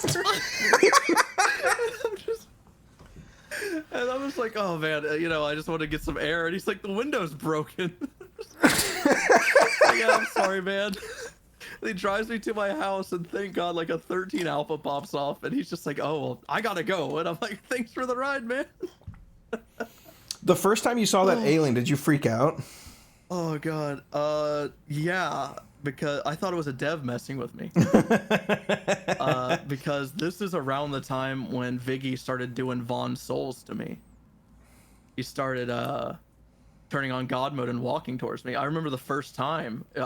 Dude, we were at a Fleeka. I'm pretty sure it was Great Ocean, and he walks up with a hatchet. And I'm thinking, my first thought was, who is this attention seeker? I'll be honest. I was like, who's this guy that wants to literally walk into a police scene with a hatchet and try to walk into a bank? And he's not talking anything. And then I look at him and I'm like, oh, that looks like Moon's character. It's John And Souls. I was just like, huh. And I was like, what was the gimmick of that character? I can't remember. I genuinely couldn't remember. And then he just starts walking away. But he points at me. And then he walks away. And I'm like, what the fuck was that? And this chase goes on, and we go down into the tunnels, and it's like semi-code 4. It's like we already shot down everyone. I'm alive. And then all the way down in the subway system, you just see a guy walking at me with a hatchet. And like Cross and Hale are with me. Cross and Hale, so Meech and Millie. And they just see this dude walking like, whoa. I said, guys, let me handle this. And I pull out my gun. I just start shooting him when he's like 50 yards away, like so far away. I just start shooting with my rifle. I use all my bullets. He's not budging. And then he like gets into my face and he punches me. And then we just get into a fist fight and we just start fighting each other. It's like the chicken and Peter Griffin, I guess. It's just stupid. And we're just fighting each other. Eventually he knocks me out and I 13 alpha. So everyone else that's dealing with this bank is freaking out because we already had 13 alphas. Because they already shot at us and stuff. They're like, oh my God, what's happening in the tunnels? Guys, comms. And they're like, Hale's like, this dude, man, he's not going down. We're putting all of our bullets into him, man. And he's just walking away, getting shot in the back. I just hear Hale's comms on that too. Oh, dude. Cross is crying. I don't think Cross was able to talk or anything. I don't think he gave any useful information. It was all Hale. Cross is just doing that Meech laugh that everyone knows. Yeah. God. What is Walnut call him? He calls him the Jimmy Fallon of NoPixel. Does he say that? He does, because he just openly laughs into his mic all the time. I actually love that. I do it too, but he is such like a addictive laugh. Like you hear him laugh. And you Boba. yeah. Boba, because he has fits though. He goes into like a laughing fit. Oh yeah. I have two Dude, times your recorded. Oh my God, Hydra on Stanky Leg. Oh. He passed out on the Littlemans like a month ago. Do you know his block name, Troms, in 52? Yeah, I know his block name. Oh yeah, the hyena block. Hyena block for the laughing.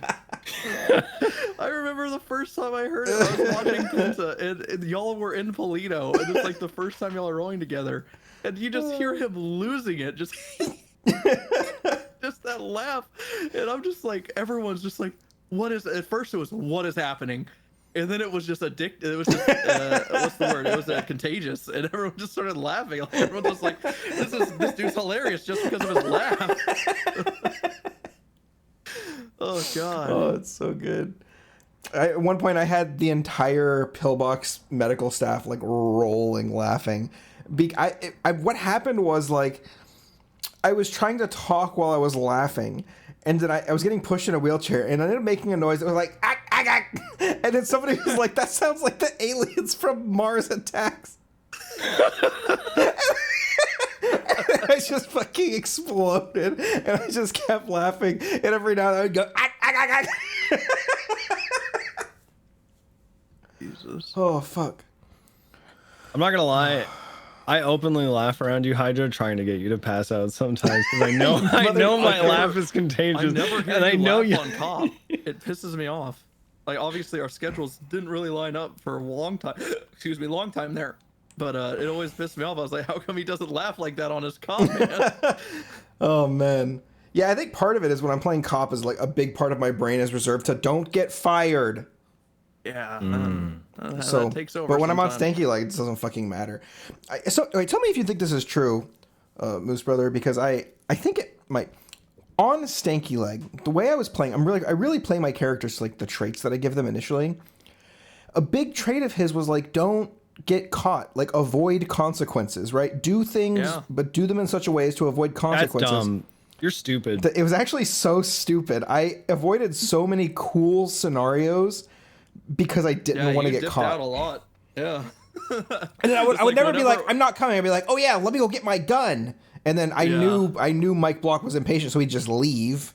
Yeah, I one time in particular, and we do this all the time on blocks. It was like we had a car and we just shot cops, and you're like, obviously like, holy shit, we need to change cars and stuff. And we pull up to the exact same color, make, and model car, and we're like, all right, we got a new car, dog. Start lockpicking this one. And you were just like, I'm gonna take the old one. And then you drove away. And I was just like, oh, okay. All right. You know who's the king of that is McConnell. McConnell he can't play too dumb. He just can't. So like we like the other day we did exactly that. And he goes, what the fuck, man? This is the same car. And we're like, no, it's not. It's a new car. All right. Yo, fuck it. DM me the next time you're on lore, and I'm just gonna get on Stanky. We're gonna do some wild shit. Probably tonight. Probably. I think we're gonna try to take over the south side. Fuck it. Let's do it. We're gonna start robbing people for $100,000 guns, and then and then we're gonna get RDMs. Oh, 100%, dude. The funny thing is, it's literally block RP right now. It's like we go through waves of robbing people. This is a 100% a robbing wave. And because guns are so scarce, and GSF have literally been like, steal every gun you can. So of course we're like, bet, you know? Oh god. I hate that for the longest time we were on opposing schedules because there's never one. I cannot imagine one person in the PD who I've always wanted to like ride with more than you. And, like hang out with. Yeah, if I could ride with Moosebeard, Bloom, and Carmine all at the same time, holy fuck. Right. I feel so bad because I have like serious RP rolling almost constantly. So I'm like, okay, I can't bring these people into something that doesn't involve them and shit. Do not bring me into any of that. So like, it was like the other day, not the other day, at this point, it's probably like a month and a half ago, it's like, Hydra's like, want to ride? And I'm like, he's like, I only got like 2 hours in me left. And I was just like, I already knew I had some shit stirring and brewing, and I was just like, dude, we never see each other, but I have to pass. I'm sorry. And I was just like, yeah, I told my stream that night, I was like, I think that's the end of our friendship, is what I said to them. Yeah. Dude, I remember freaking Walnut. Last time I rode with Walnut, we were like, he rode with me and Pond, and I was like, dude, it's not a good time. And he's like, no, let me ride, bro, let me ride. Yeah, I'll be good. I was like, okay, man, but you can just leave whenever you want. because I know it's not his RP style. I love the goofy and the pump. I love the goofy, I love the pump, and I love the serious. I love all of it, and I try to have a healthy balance of it all. But that day was just serious, and I was like, dude, you don't want to come along. And then he came along.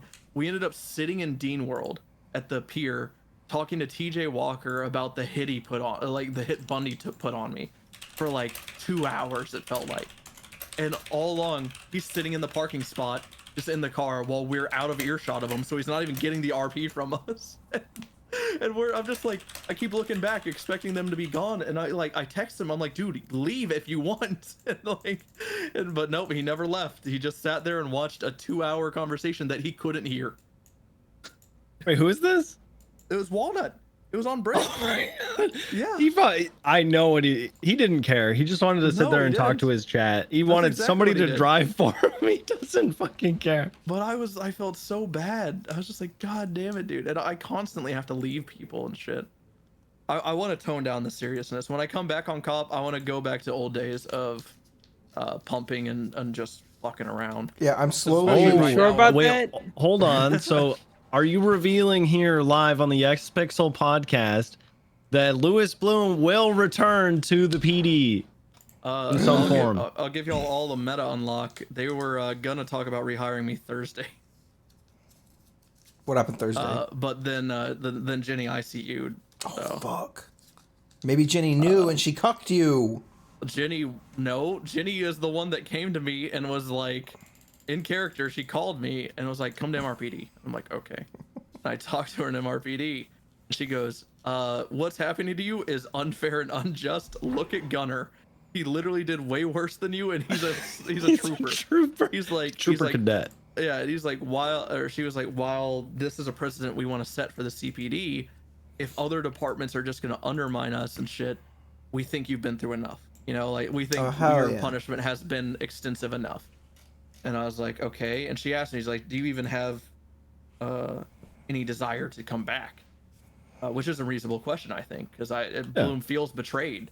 My in-character feelings, and I've explained it several times, are Bloom is questioning what he's even going to come back to. An entire department thinking he killed one of their cops. LSPD command, who has always had it out for Bloom. CPD command, who didn't have Bloom's back and fired him unanimously. Wrangler, his idol, who fired him on a Thursday instead of a Friday. Craig, who didn't have his back. Like, you know, there's a lot of things that's like, what is the Rangers, which we're not even going to get into why I don't want to be a Ranger. And then the state troopers, which was the only department I could see Bloom joining. And as it goes on, it's less appealing. So at the end of the day, I told Jenny, I was like, if I'm in CPD, I'm going to be in, like, either they're going to be people who don't care, which I feel like are going to be the majority, but Bloom doesn't feel that way. So Bloom's like, I'm going to feel like an outcast, you know? Like people are just going to hate my, yeah, exactly. And so that's why I've been going so hard on suing cops right now as a lawyer, is because in Bloom's mind, all of them think he's a cop killer, and he's just going hard against PD corruption as a lawyer. So that's why I'm suing Suarez, Clarkson, and Casterman. That's why I literally just got 10 grand from Suarez last night. Like I'm just, anything I can, I'm suing them. I'm suing Murphy Braun. Just put this case up yesterday, suing Murphy Braun for 140 million for the Russian. Oh my god. Yeah. I want to make note of something you just said too, and this is important, and I think this is something that not a lot of people consider. You said the way that Bloom feels. Yeah.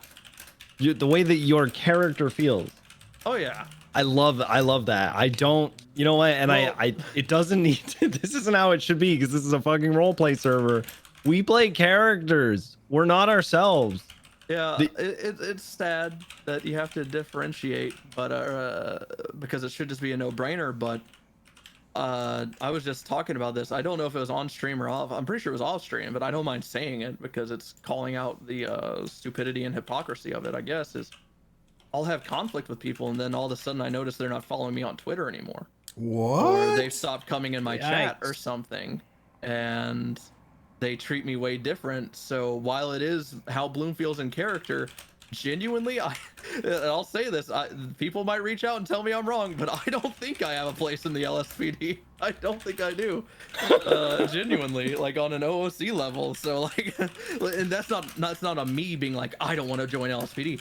My first choice was LSPD on Bloom. It just happened to be BCSO hired them. So, you know, like, I don't have a problem with it. If I have a problem with you, chances are you will know. And it's that list is very short, and how you know is I don't interact with you. So, you know, That's how I feel too. If there's somebody like who I'm just not feeling, I just I'll won't be interact honest, with them. most of them are not on my end either. You know, it's been brought to me about issues out of character that I had no clue this person even knew I existed, or I've never talked to them and such, you know. But so that's why I don't fucking do drama threads. I don't look at Reddit. Not only do I not look at Reddit as a cop, I don't want to know shit. I don't want to pretend and feign that like just the other the fucking gun change and the car change. It was like a week before I knew about the car change. People were like, I was like, how come my bike is going slower? How come this is going slower? And people are like, oh, you don't know? And they're like, no, I genuinely don't. And they're like, and I'm like, don't tell me, I guess, but fucking, and I had to figure out in character. But like, I was like taking my bike to the repair shop, and I was like, my bike's broken, and they're like, no, it's not. And I was like, it's going 20 miles per hour less, and they're like, oh yeah, you know, that's just how it is. And I was like, oh, okay, I see now. But I try to stay as green as possible because I hate the feigned ignorance. You can hear it in people's voices. Right. Dude, Bloom as a lawyer, every day I get a phone call. Hey, you're not a cop anymore. This and that and that. You want to join a gang? And I'm like, how do you know I call people out in character all the time because I think it's funny. But it also is irritating. I'm just like, how do you know I'm not a cop? Well, you're a lawyer. I said, all cops are lawyers. I said, this is just my side hustle. And I like, I call them out and I try to make them like see how stupid it is. It's like I forget who did it, but someone called me and was like, you're not a cop. And I was like, who told you that? And they said, well, you know, just someone. And I was like, well, who? Yeah, who specifically? And I said, the streets. And they said, yeah, the streets. I was like, okay, cool. Because there's still cops that don't know I'm fired. There's still cops. I mean, ask fucking Carmine when you were playing Carmine, and you're like, hey, how about you open the door, Bloom? And I just signed on duty and I walked in. That's so good. I didn't know if that was gonna work either. I still have PDQ. I don't have access to the Discord or anything though. Dude, I love how good Carmine is at shit stirring. It's honestly a fucking art. It's honestly a fucking It really art. is. It is. It's amazing. I love the way that you play your That's character why the first thing I too. wanted to do was start conflict with you. It was like Bloom is not gonna like Carmine. That's what I decided off the rip. I was like, Bloom's not gonna dig Carmine's vibe at all. And it was just because I wanted. Who said you decided? Who said you decided? I'll tell you how. I'll tell you how, because I remember our first conversation was in the locker room, and what you said wasn't anything against Bloom. It was against the department. It was like, you know, PBSO, and you were shit talking PBSO, and then I attacked you instead of LSPD. I attacked you specifically because I was like, oh, this is gonna be funny, and I dug in, and I was like, oh, you scrawny neck freak, or so I don't know what I called you, but I was, you know, doing personal attacks instead of department attacks, and then I started doing department attacks because I mean it's just easy too. I feel like you're like one of the few people that have figured out that nuance to the character. That Oh yeah. he doesn't hate individuals; he hates entire departments. And I'll be honest, it's more of a, you know, OOC safety mechanism, because sometimes if you come at characters, some people are not playing characters and they just take it to heart. So they can't they can't self-insert themselves into an entire department. I mean, they gotta feel detected from that to a degree. Yep. So I go for the departments instead. I hate dude, I like I said earlier, just people unfollowing me on Twitter and stop hanging out with me and stuff. It's just like, dude, it's like that's sucky. It's like, it's sucky that you think it's like that. It's not, I promise. It's really not. I Bloom can't hates imagine. your character, not you. I don't hate you. I hate your character. I can't imagine just not like getting that. You know what I mean? Like, like The realizing thing is, that I go it's- out of my way to interact with them on Laura, and they still kind of cold shoulder me. So. People do be oh, this wild. bonkers to me, dude. Yeah, like It's server culture. I feel like there's just two cultures that are you say it's clashing. cervical? One, no, server culture. You leave my It's cervix too, out of this, like- buddy. whoa. My bad, my bad. But it's like two outlooks, two dynamics. People who see the server as a social hub / mechanical thing. So like Grand Theft Auto Online, but like VIP section or some shit like that. And then there's people who are actually role playing, and when they both meet, it causes issues. Yeah, it definitely does. I mean, there's no, I can't really extrapolate on that. It's just people, it's just clashing ideas of RP, whether you deem it RP or not. At the end of the day, it's your view and versus theirs. Dude, if I ever don't know, I do this wild, crazy thing where I DM the person and go like, hey, like we had a weird interaction. I just wanted to check and see if we're cool. If I did something that frustrated you, like, can you let me know? Right. Like, let's just touch base. And sometimes they just don't fucking respond. And sometimes, very rarely, they'll like double down and like call me an asshole. That used to happen on Wild West RP so much. Yeah, the only time I've ever felt the need to, because again, in my mind, it's all in character. The only time I felt need is when I did go OOC against fucking Shadrick. He called me weird in the cells because he mentioned a pretty hot topic and I didn't want to touch it. Whoa, what was it? He just like Why kept is he like weird? He kept digging in on the on like, oh, you just shot an unarmed black man, and I was just like, Oof. and I was just like, hey man, I like made it clear, I was like, I don't really want to like go down this road, man. And then he like doubled down, and I was like, okay, I'm not processing you. This is weird. And like, and I hate the word weird now because of NoPixel. Right. But then I did this, and then he tweeted out that he's like, yeah, it's unfortunate your RP gets called weird and yada yada and stuff. And I was like, man, wish he DM'd me. So I tweeted back at him. I was like, hey, I'm down to talk, because I assumed it was directed at me. He DMs me back. He's like, oh yeah, this had nothing to do with you. It was this and this situation. I was like, oh, well, just so you know, you were being a little weird. I was like, dude, what kind of, like, we gotta deal with this shit all day, and now we gotta deal with it on your crim alt? Come on, man. He's just like, yeah, that probably wasn't my best bit. I was like, no, it wasn't. Yeah. I really don't like touching on topics like that. And this is something I was actually. What about Roe v. Wade? Oh, see, that's what I was talking about earlier. I'm comfortable bringing up topics about it, but the way he did it was just like there was no wiggle room. So I'm just like, hands off. I'm not gonna touch this. Somebody actually, Kyle, like live fucking banned somebody. Oh, I remember this. For doing this because he had attacked a local or something like that, and oh no, whoever was nearby was like, you just attacked a person of color, and they just like would not drop it. And you could see Kyle getting like progressively more serious. Like, no, like drop that. Like stop. Okay, all right. We've hit the point where now I'm gonna have to take action. And for like, Kyle to like do work, come on, man. Right. There's a balance to me. It's a very hard balance. This is an escape from the shit we deal with every day and have to listen to on the news and stuff.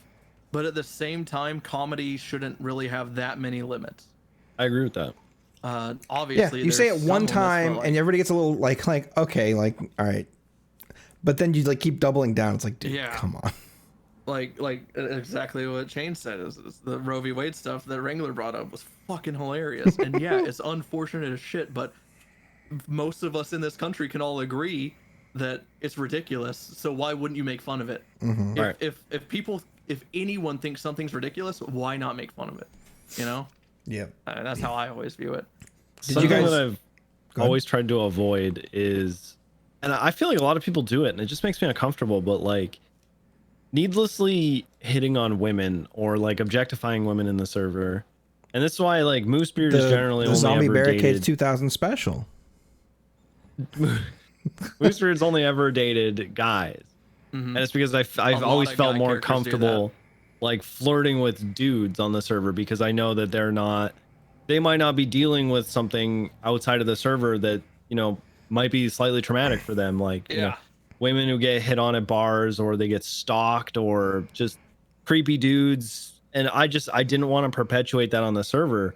So, and it's actually only recently as Moosebeard actually gained a relationship with a woman, but it was all in RP, and it was like toxic to the point of comedy, right? It's like he treats her good, but he also kind of treats her a little bit bad, and she's like kind of, you know, falling into it. She's like, and she knows it too. Like we got this really good back and forth, but it's all in comedy, and still even then I'm like, I know I'm going out of my way to make comments that I know are like unsavory, but in like a comedic way, but not in like a way that I feel would like really offend anybody. You know what I mean?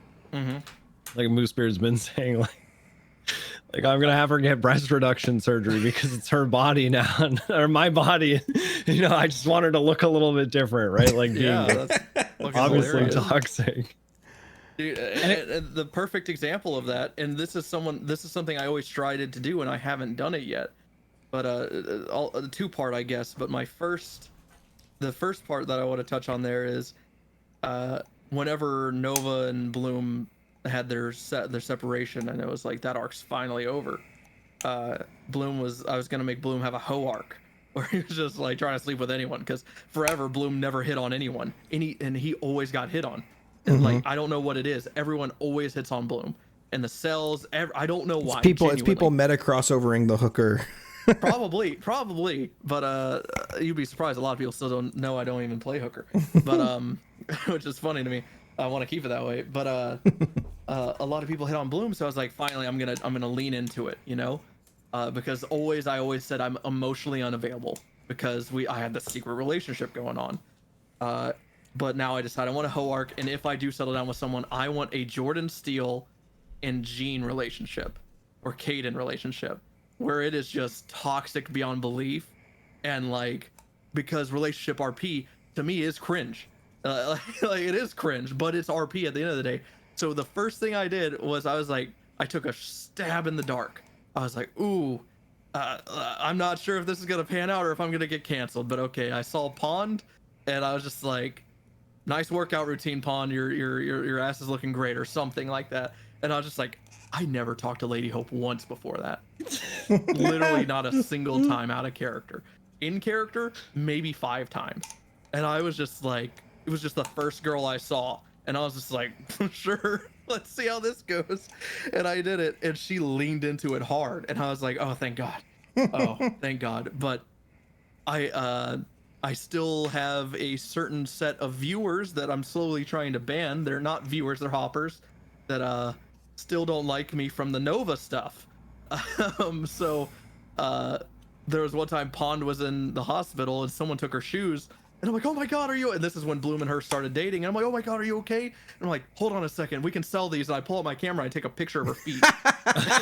Yeah. And of course she's dying, like out of character. She's not queuing up her mic or anything.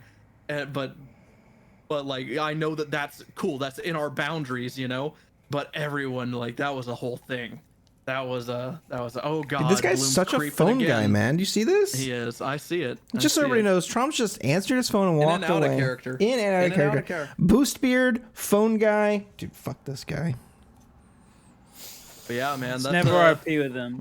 If I could turn my Bloom's relationship with Pond into a Jordan Steele Jean thing, I would do it in a heartbeat. So good. I do it in a heartbeat. I want them to get just so resentful towards each other, but like, it's comfortable, so they're not gonna leave. Similar to what Trav and Martel do. I think Gunnar and Martel are another good example of just like, we're just a label, but we just talk to each other like shit. But at the end of the day, we bang. Like, so It's just like this weird dynamic, you know. It's just. I used to actually have a like, relationship like that. It worked pretty good until it stopped working good. Yeah, that's usually how that goes. Yeah, so I need to slowly turn Bloom and Pond's relationship into that. At 4.0, it's gonna be that hardcore. whoever Bloom ends up with, or whatever character I'm maining at the time, it is going to be toxic disgustingness, because I think that's hilarious. That's so good. I was trying to think. I had a bunch of questions written out, but my computer did like an automatic update restart before it did, and I had it on regular notepad like a goofball. At what point when you were streaming did you feel like you were able to not worry about getting a day job or quitting did you have a day job that you quit? Talk to me about that. I worked. I've always been great with money. I'm always really good at saving money. So I was bartending and serving, and I was just putting everything away that I could. I worked at a casino, bartending there. Nice. And then I bartended and served at Buffalo Wild Wings. Nice. Yo, And, aside real quick, I fucking love the Buffalo Wild Wing Reaper wings. Those things are so good. Oh God, it's What are they called? it was Blazing? an experience. Blazing, yeah. It was an experience, and I was the only guy waiter. That could be rough. That could be rough. One of few guy bartenders. Because at a sports bar, what do you want to see if you're a big burly man that loves sports ball? You want to see a woman. The amount of times I got told, I don't want you to serve me because you're a man, by the way, it's very. Did you try telling them you don't have a lot. gag reflex? I didn't try, but I should have. Next time, think about it. Yeah, no. Instead, this dude, I remember specifically, side story is just this one dude, like the drink I gave him didn't look like the photo of it on the thing because it didn't have an umbrella, and I said, we're out of umbrellas. I don't know what to tell you. And he's just like, I want a refund. And I was just like, well, then you're not gonna drink the drink. The umbrella doesn't affect the drink at all. So I took it from him and stuff, and then he ordered like a beer or something. I gave it to him, and then he was still being a dick to me. And he's like, you know what? I'm just gonna be forthcoming. I'm using much better language than he did. But he's like, I'm just gonna be forthcoming. I want a woman waitress. I don't want you. I was just like, I mean, all right. I mean, you're an asshole, but thanks for just saying it, I guess. Fuck. Yeah, and then what I did was I got a woman. I just wore. I got a woman waitress, and it was my friend. I was like, hey, just so you know, this is what they did. So don't expect a big tip. They're just there to objectify you or whatever. So long-winded. I see. I would get fired from something like this. I'd be like, sir, you know she's not gonna fuck you, right? Yeah, really. So again, long-winded as that is, to answer your question, is I made a conscious effort to never call myself a streamer because I didn't feel like one. And my thing was always, I'll start calling myself a streamer when I hit 1,000 subs, and it's still weird calling myself a streamer, by the way. But as far as the first time I realized that I could do this full time and not have to have a job was I already had a whole bunch of stuff pigeonholed away. I was storing it away, and I already planned on quitting my job to go to school and just knock out my last semester before I go to nursing school. So I stocked up on like 8 classes or some shit. I don't know. So I got all these classes lined up, and in July, I had like 200 subs or something. And I was like, that's a decent chunk of money. This is when I met Penta and started like taking off. I was just like, And then August rolled by. I start going to class. And then I get like 250 subs. I was like, okay, next month, 500 subs or something. Oh, it was a 450. I remember. It was 450 on September and October, like that quarter, or that like 30-day period, whatever. And I was like, I think this is something I need a full time. And it was just before the last date to withdraw without like what do they call it on your class, like an F or did not complete or whatever. I just got a W for withdrawing instead of an F, basically. And it literally, it was the day before that, and I just sat here at my computer for hours. I had it open while I was streaming too. I had my drop class button ready to press in the middle, and I remember doing it. It was like 3 hours into my stream, like something happened. I can't remember what. I really do wish I remembered, but something happened on Hooker, and like I just got like a lot of subs, or something really funny happened. I genuinely don't remember, but I just tab over and I drop all eight of my classes. And I was just like, okay. I didn't tell anyone. I didn't tell my parents. I didn't tell my chat, nothing. And I was like, all right, we'll see how this goes, I guess. This is probably a horrible decision. And I just felt sick to my stomach, but I distracted myself with streaming. Next month, about the same, like 400 something subs and whatnot. I was like, cool. And then November happened. November was my best month by far. I doubled everything, doubled viewership, doubled subs, doubled everything. Revenue was more than doubled. Dude, that's the same with And- me.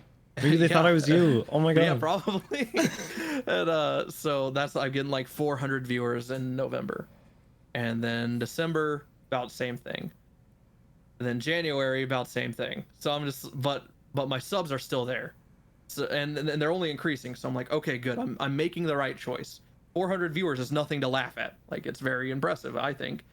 And yeah, that's more than most streamers will ever see. Oh, yeah, ever, even 100%. one time. 100%. And I was still just pushing for more and more, pushing hours and stuff.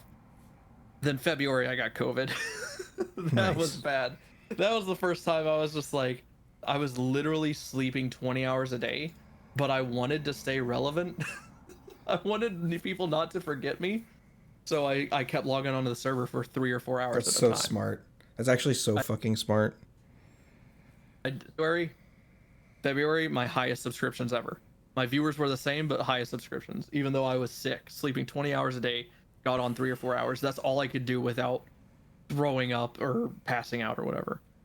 And March, April, like 600 viewers, almost 1,000 subs. And then April, May, I'm literally looking at it right now just to try to remember, 264 in April and May, and 1,500 subs. And then the next month was 802 viewers, May and June, 2,000 subs. And I was just like, this is what I need to do. This is when the ad incentives started rolling out, and I was doing really well. And I was just like, I made the right choice. And thank God, my parents, my dad has only ever said one, not negative, but it was, I'll call it anti-stream comment towards me. And it was early on, but at this, he didn't know I quit school and was already doing it full time. So at this point I was already pretty comfortable that I made the right choice. And he, funnily enough, he knows Moon and like, he knows of his content, and he watched his Dark Souls stuff and loved it. And when I mentioned to him, I was like, hey, I'm not in school anymore. It was like the day up. I was like, I'm not in school anymore, and this is what I'm doing, and it's going well, just so you know.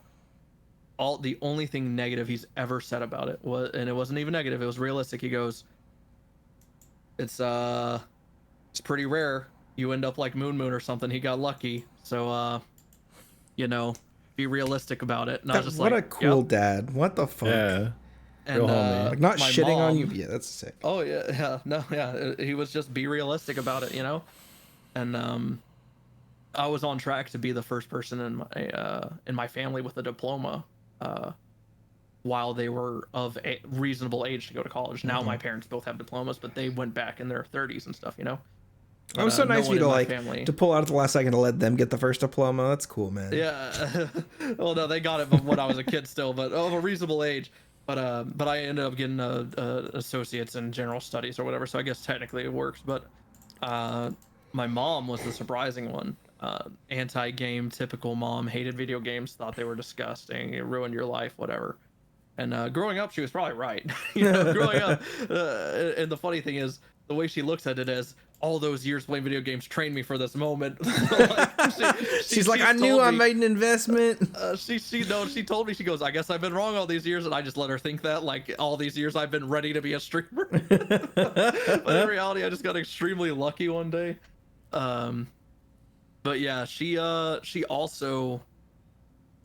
very negative about it before I told her that like the financials behind it, The like, numbers. The numbers. Yeah, she was very negative about it. She goes, you quit school, all you do is fucking play video games 20 hours a day, whatever. And I was just like, You're like, yeah, I'm also making $6,000 a month, so chill. I was like, well, here you go. Like, let me just explain what I do to you so that we can stop this. And my dad helped me. My dad spoke to her before I did, and my dad's like, no, He's like, you ever heard of Moon Honey? basically, my dad helped her ease into it, and now it's about once a week, once every 2 weeks, where my mom. You know that makes fat me balding bastard is explain- always screaming about cum. Oh, dude, I showed my dad the 2 years ago game jam where they made the game about Moon being a furry. I don't know if y'all know. What I'm talking about. You remember this. Yeah, My yeah. dad loved that shit. But yeah, about once every week or once every 2 weeks, I explained to, like, my mom comes to me with questions. So what is Twitch? What is this thing? What is this? I'm like, Mom, that's a VOD. I'm not live. Like, my mom pulled up my stream for the first time ever because she was like, she's always known my alias as Moosebrother because since Burning Crusade, wow, that's been it. And my dad, he calls me Moose like a lot. Like, Aw. that's kind of just how it all started, you know? And so she's always known that's my alias. So she Googles my name first, which I've revealed. Which is I'm what, not by gonna the way? say it still. It's Jordan. That's right. Oh yeah, we share the same name. I Yeah, forgot. yeah, And I yeah. think we even have the same initials. Yeah, I'm pretty sure. And I leaked my That's so email, which funny. is my name anyway, so it's not like it's a secret. But she Googled my name and nothing came up. And she goes, "Oh well, I guess it would be his alias, huh?" And she typed in my alias, and she didn't even know I was live. And she clicked, and she thought she was watching a VOD because I explained to her what a VOD was at this point. But it was while I was pulling over Dijon Mustard. I think Dijon Dustard, I think his name is. And we made this guy go postal because we pulled him. Me and Muller pulled him over like 7 times in the span of 20 minutes. We just followed him, and then he eventually went postal and pulled a gun on me. And so like, my mom watched this dude's Joker moment unfold, and she comes because I still live with my parents because they were allowing me to. I was in college, and I'm about to move to Austin and stuff and whatnot. Mr. Live with your Pentas' house. Yeah, yep. It's actually happening. As many people as want to meme on it, it's happening in February. Guys, live with your parents as long as possible. Just saying. I pay them rent and shit, but whatever, you know. But live with them as long as y'all can. Fuck going out in the real world until you have a nice stockpile of money or a True. job or something. And my mom comes in my room midstream and she goes, "I just realized this is live." And she came and looked at my monitor, and I mute my mic so my stream doesn't hear. She goes, "Oh my god!" Like, I was in there dying at this dude having his Joker moment. I was just like, "Oh, that's cool." And then, like, that was the first time my mom ever watched my stream, and I was like, "Holy shit!" Well, glad I wasn't too vulgar. Yeah, like, my mom still thinks I'm an angel, even though I'm just God. Well, thank God she didn't find you on Laura trying to seduce your way out of something. My mom hates Laura. My mom hates Laura. She that's thinks so the voice is funny. annoying, and she also just doesn't The voice like is the annoying, concept. to be clear. Oh yeah, it is. But it's It like is. lovingly To be clear, annoying. It's very annoying. It makes me want to throw up. I always hang on to one last word. It's like But, you're using like uptalk with like vocal fry, Yes, yeah. but you're taking the worst part out of all of them. That's, all right. But my dad's first time watching the stream was I don't know if y'all ever watch whenever I'm start stream, but I always run to work to a song just like Moon did because I always loved that. Even though I have a car, I could drive to work easy. No, I run to work with music, and I ran to work, and my dad just had it on his Bluetooth of his truck, just for noise, and he was driving, and I'm listening to like Born to Run, going the Distance by Cake and stuff, and the whole time I don't know what happened, but I'm getting a shit ton of subs during this too, so I'm thanking people and whatnot, and he gets home and he just goes, "Did they just pay you to listen to fucking music?" And I'm just like, "Oh yeah, I guess they did." He goes, "What the fuck is your job?" And then he closes my door and walks away. That's awesome. Yeah, he's supportive. My dad has been like, "How do I apply?" And my dad wants to apply to Wild RP. Yes. Yeah, and I'm like, "Dude, you should do it." My dad applied and got accepted to Santos RP, the Gary's mod one back in the day, but he That's never had sick. time to play it. It's really nice, like, hearing you talk about, you know, moving from being a regular person to being a streamer. Being a right? goblin, yeah. Yeah, goblin, exactly. Because I kind of had the same thing. It was like a year and a half ago. I was just tired of my real job. I'd been streaming. Honestly, I've been streaming like I do my regular job for like 30 hours, and I probably stream like 40 hours in a week. Yeah, Moose Brother, I don't know if you And- know this, but we are graced by the presence of the #1 YouTuber of Worlds Adrift in the world. That's right. That's Nice. true. I did. Yeah, I've for Big like deal. 5 years ago, I was really big Huge on one deal. game. The game was so good.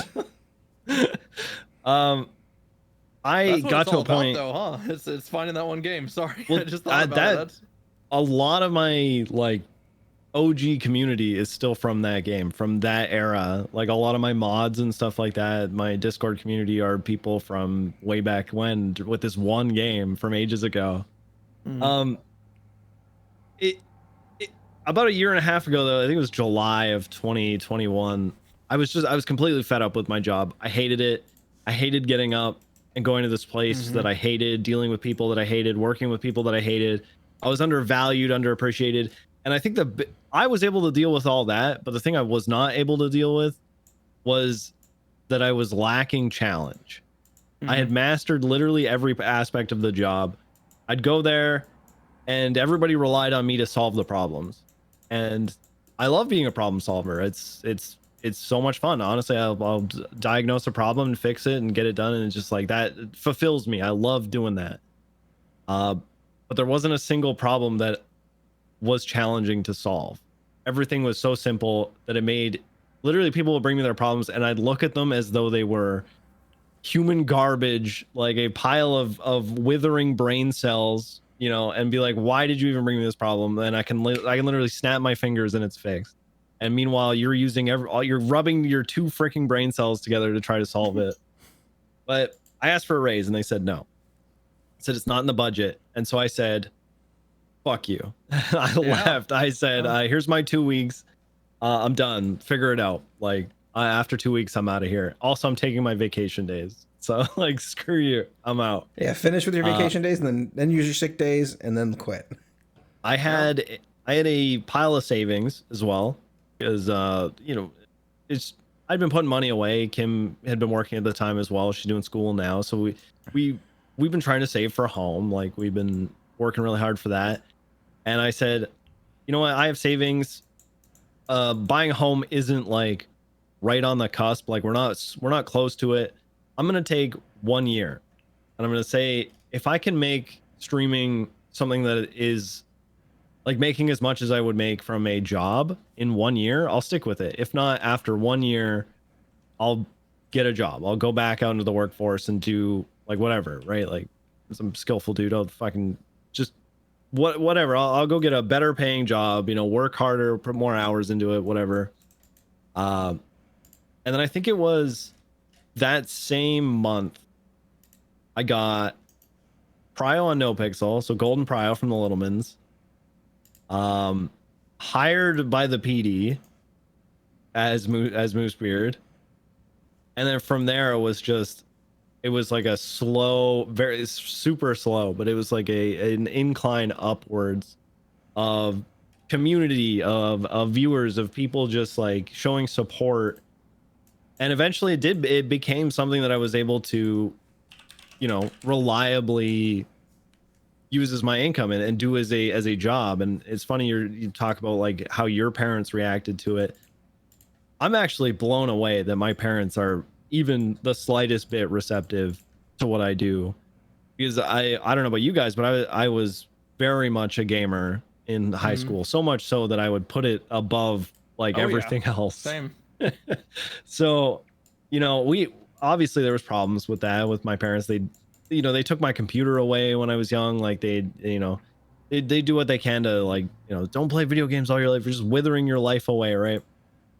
And so when, I finally tell them like, hey, I play video games for a living now, like I'm gonna do this for a year and see how it works out. They were like, oh, okay, that sounds fun. Are you making good money from that? And I'm like, well, like right now, like here's what it is. And they're like, that's pretty good. And then you just do that and play video games. And I was like, who are you people? Like, yeah, it's night and day. Like my mom is the same way. My dad's always been a gamer though, so it's a little bit more understanding Right. that he's receptive. But no, I sympathize with with like your whole work story and how your thought process there. For me, thank God. Like, how I look at it is obviously this is the dream job. That I streamed WoW before I did NoPixel, and I had like 100 average viewers, which for WoW That's is actually huge.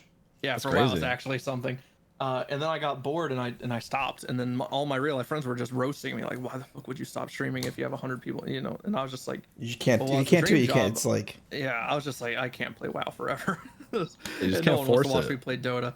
And so I stopped, and that's in like 2017 or something. So like that was my first like go at it, and I got affiliate, which I mean, albeit it's not difficult, but it was like, okay, cool, I'm an affiliate, I have a sub button, whatever. And then the second go around, like I have people that come in and are like, dude, I remember when you used to stream WoW and shit. But for me, as far as your work story and your transition to streaming goes, I sympathize with that as well, because while this was a dream job, thank God I wasn't in college for something I was passionate about. Because if I was, it would have been way harder to quit college. I was already contemplating swapping my major for the third time. I was just like, and at this point I'm what, 23 or something, and I'm just like, holy shit, I'm 23. I have friends that are graduating with bachelors, like they already know what they want to do. Here I am on my second one that I am looking at getting a bachelor's, and it's nursing, which means it's going to be an extra 5 semesters or an extra 2 semesters than an associate's, because that's just 3 semesters. And I was like working it all out. I'm like, this just doesn't seem like a route I want to go anyway. And then thank God streaming came along, and it helped me not be in a career that I honestly really don't want to be a part of. I just thought about it. I was just like, man, a lot of my family is like, my mom's a nurse, and while it interests me, it's definitely not a passion. Like you talk to any nurse, they're all miserable. None of them come home from work and they're like, I had a great day. It was just fantastic. No, all of them come home after 12-hour days and they hate their lives. Yeah, if you end up working how many people have worked a job where they're like, oh God, I was so into work that I worked 15 hours on accident. Whoops, I might do 24 hours tomorrow. Yeah, no one. This is the only job where I feel like, well, no, any creative outlet job, I feel like you can do that. Obviously, like there's musicians and shit that like, I mean, I play a lot of instruments. I used to do shit, and I'd be thinking it was only for 30 minutes. It's been 3 hours. You know, creative outlets, you can just lose yourself. I almost got the riff from Limelight. But like, there's just yeah, this is like one of the only jobs where it's not a job but a job, and it's a creative outlet, and I can accidentally stream for 20 hours, and exactly how you put it, it's you can't accidentally do that with nursing. Every moment of your life during a nurse, which is what I was going, and you want to leave. Exhausted and stressed. Yeah, you want to leave. Yeah, and your feet it's as if you did that, and people just keep walking up and just putting money in your pocket while you're doing it, and you're like, whoa, okay. It's funny to hear your take on that. 'Cause we had Crayon Ponyfish on the show a while back, and she's so funny. CMT So is it what it is? An EMT. Yeah.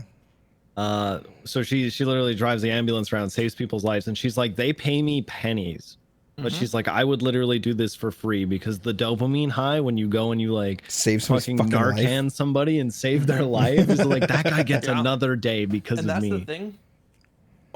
And this will make sense to some people, I'm sure, and maybe hopefully to y'all, but my first major I was going was engineering. I love problem solving. I love fixing things. And then my next We are the thought same process, person, man.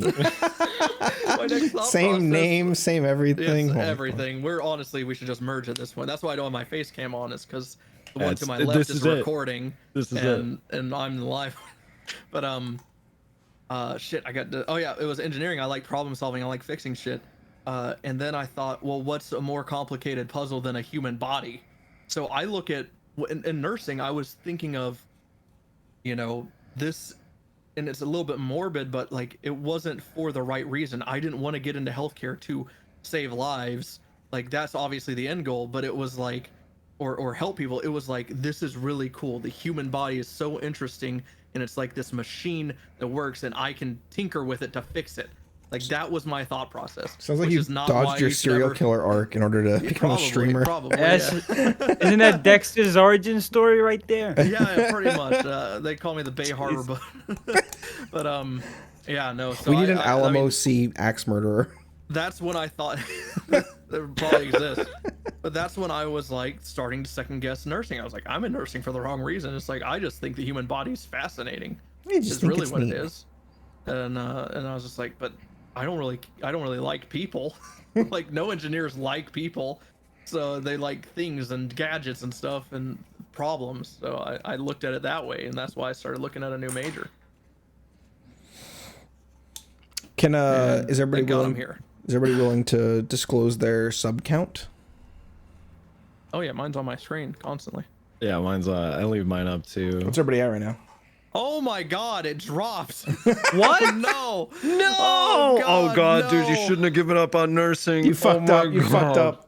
Oh no, they're gonna be pissed. They're gonna lose Joel tonight.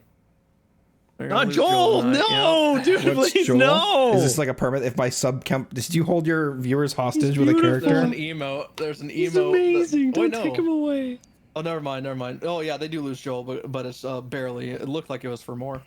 I'm at 2130 subs, and the deal is 2150 subs. You get Joel. 2150 higher because he's Ooh. safe.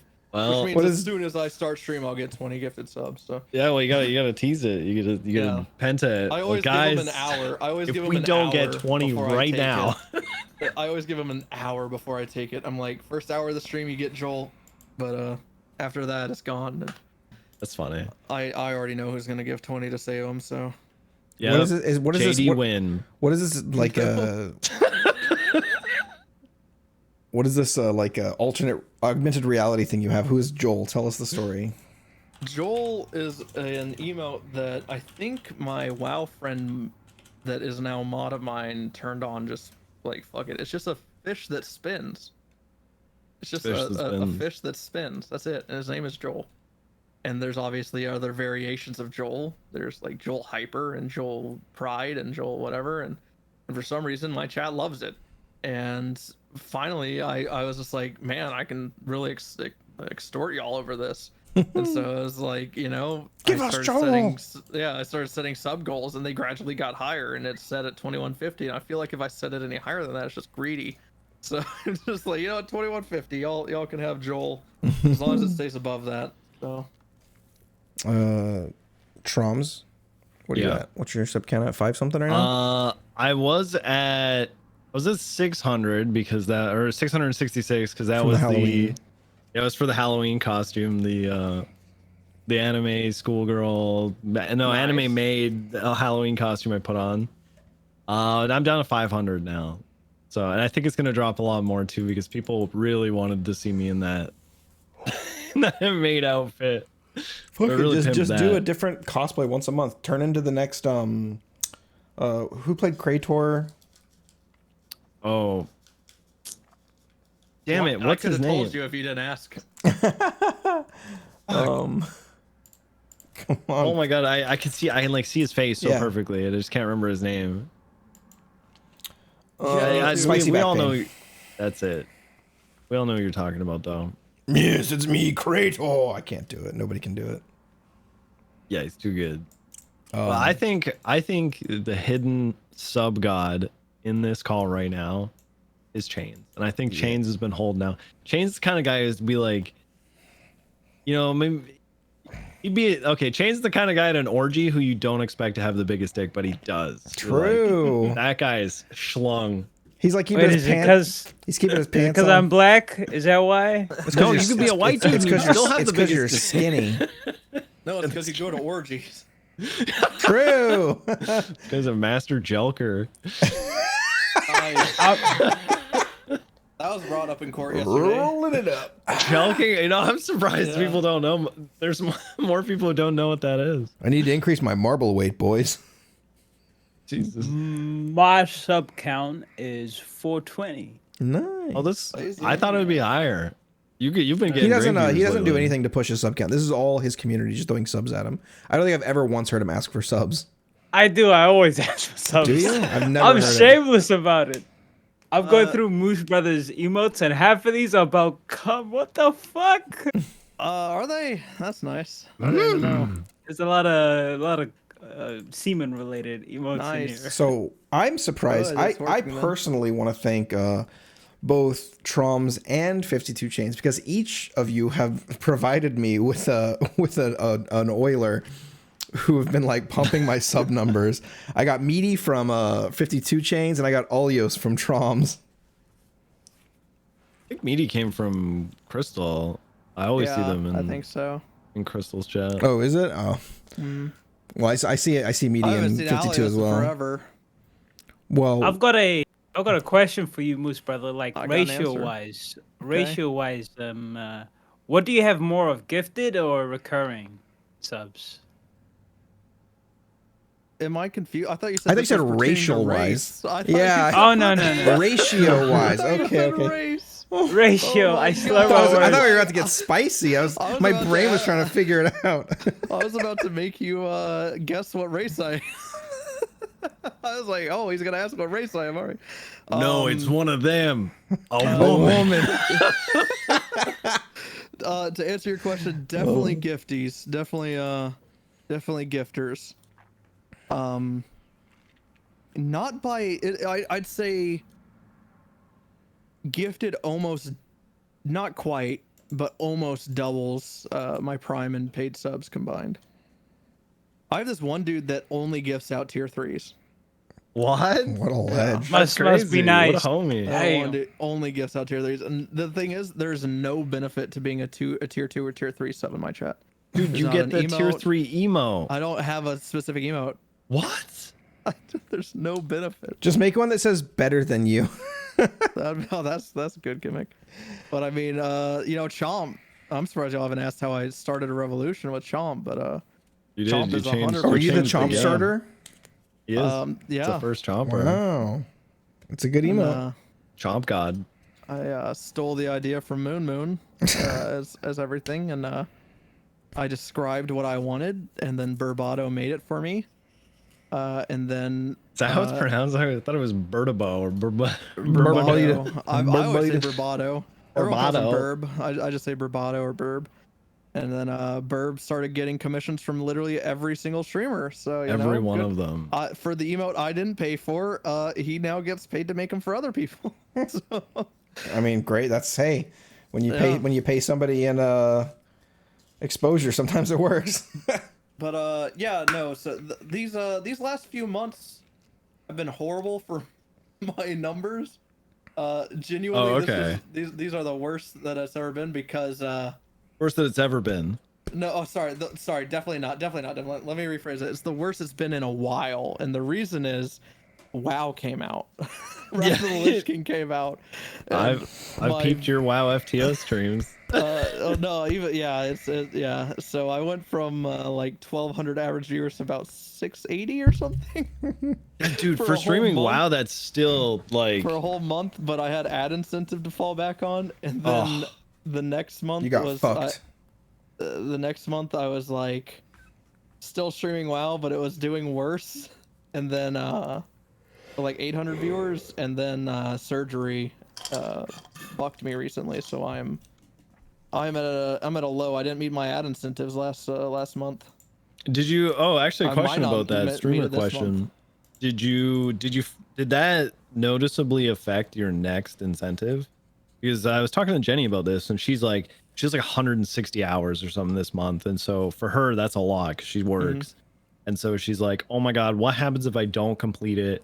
And then on the frequently asked question page it says you'll get whatever percentage you complete. Yeah. Like if you complete 60%, they'll pay you out 60% of whatever it 100%, is. Yeah. But she's like, well, what if sorry. they offer me less next month because I didn't complete this month, right? Yeah, So- well, we'll figure out in 3 days. Oh, We'll figure okay, out in yeah. 3 days if it affected me, because I already had my ad incentive for this month already, because 15th and whatever.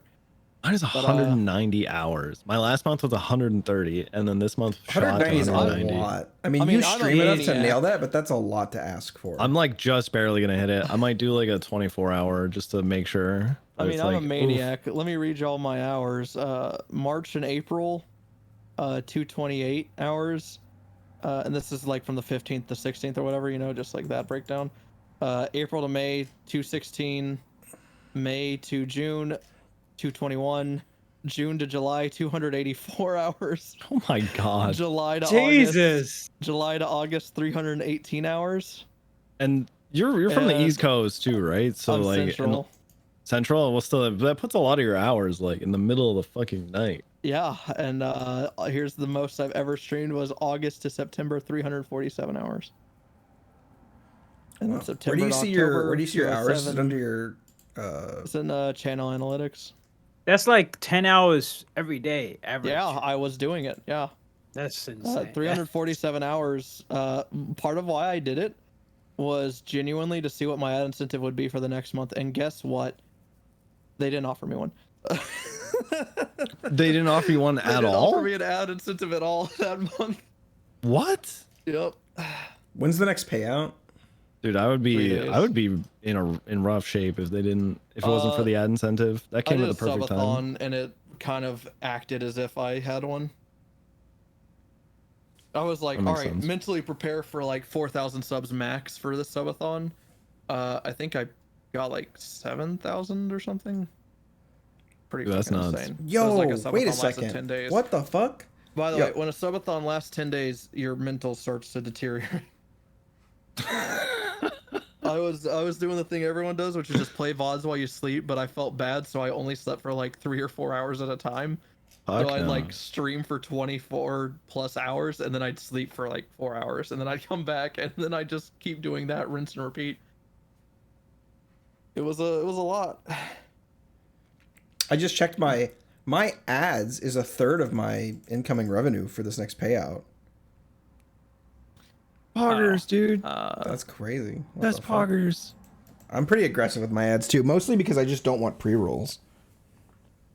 Oh, I turn off if you have ad incentives, turn off pre-rolls anyway. I'm only a Well, you have to run a certain amount of ads to turn off pre-rolls. Yeah, but if you're It's like 3 going to an minutes an hour or incentive, something. I don't Yeah, get it's ad almost- incentive program thing. you not? No, I just get base. You're like Walnut.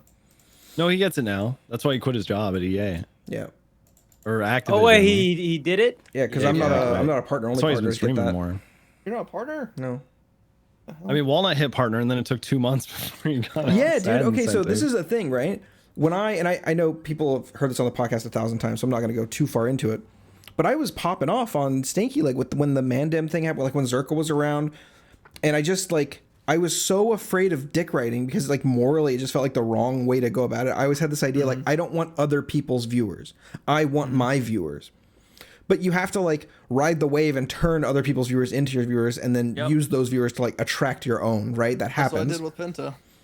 And I was so afraid to be a dick writer that I was like on this like moral high ground, and I ended up fucking just like letting them all go away. So everything was fine.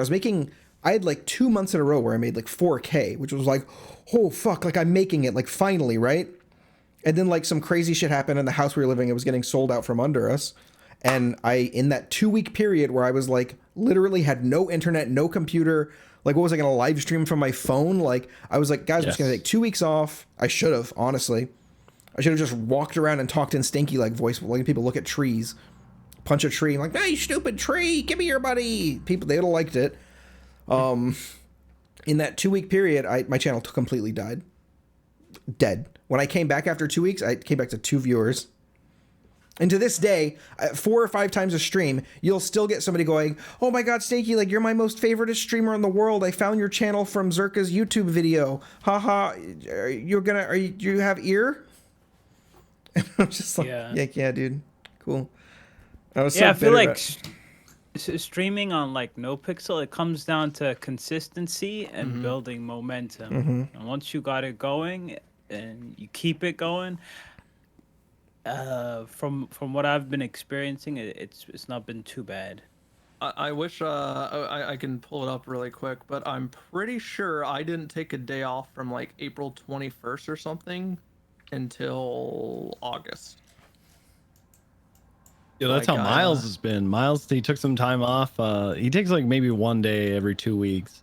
But then he upgraded his computer, so he took his first 2 days off in a row in the longest time. And then the day he comes back, he spills an entire cup of lemonade inside his Go XLR. Nice. He's back today. He's back right now. He actually just told me. Yeah, he was an hour telling me ago. He last said- night that his entire career could only run for an hour at a time. Yeah. Yeah. All right, I just found it. I took off a day on March 7th, and the next day I took off was October 20th. So it was even longer than I thought. Nuts. You know, I'm gonna say this because she's not here, and I mean this in the nicest way possible. But I'd be way more active as a streamer if I didn't have a girlfriend and really like spending time with her. True. I'm texting her right now, bro. Hold on. Flip it and send it to her. I've never wanted to say that to her because I don't want her to feel like, oh, she's like a burden or anything, that's because not I all it value is. my time with her more than anything, and I like go out of my way to make time for us. You But should. I know It's better. in my heart that I would be a better streamer if I didn't have a girlfriend. You'd be a better streamer, but a worse person, I imagine. I think so too. She's made me a way better person. And the thing, and we've all seen what happens to people when they eschew the rest of their life for streaming. It's bad. It becomes bad. Yep. It becomes the only thing you have going for you. You start treating pretend relationships as real relationships, pretend insults as real insults.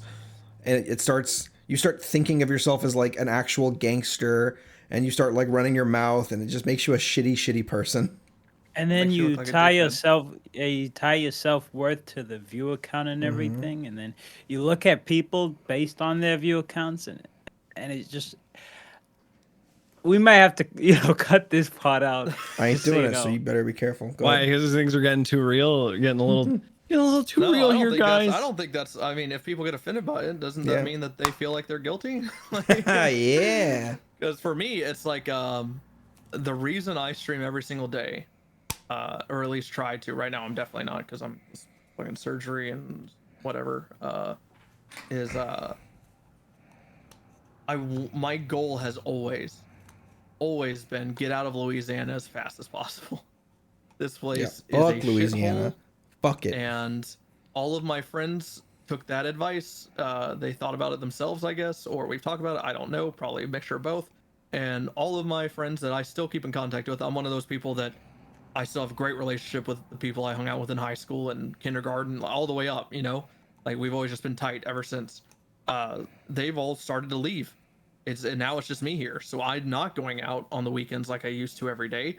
Or every weekend. I'm not going and doing stuff during the day. I'm not having lunches with people. So my thought process is hurry up, get to Austin, and then start hanging out with my friends like Garrick and Sherfor and Penta and all these people that I've been talking to and curating these friendships with. And then that's when I can take days off. And like, that's how I view it, is right now is grind mode. And when I get to Austin, maybe I can have a 5-day schedule. Maybe or maybe I won't want one. Maybe I'll still be streaming late. So during the day, I'll go do stuff with friends. And then at night, I'll stream. You know, board nights with Garrick. We're talking about that a lot. Is like having real life streams with Trav. Stuff like that, you know? So Here's a question for you. Who do you think would be right now it's grind mode. who do you think you'd have a better relationship with? I mean, romantically here. Okay. Burn or Sear? Just due to my pre-existing relationship with Burn and him actually knowing who I am, definitely him. Sear doesn't know who the fuck I am, but Yeah, I mean, you guys feel could both like be at Whataburger, you know, or you're ordering a milkshake. You know, Sear's ordering, you know, a single fry with like 7 grains of salt on it. You know, your eyes meet from across the room. It could be a. I was gonna say, I think Sear would be a more like, he's like the lead singer from Arctic Monkeys, right? Ooh, like he nice. Like he'd write a break-up song about me. Like, He'll write it but before you Burn- start dating, and then start dating.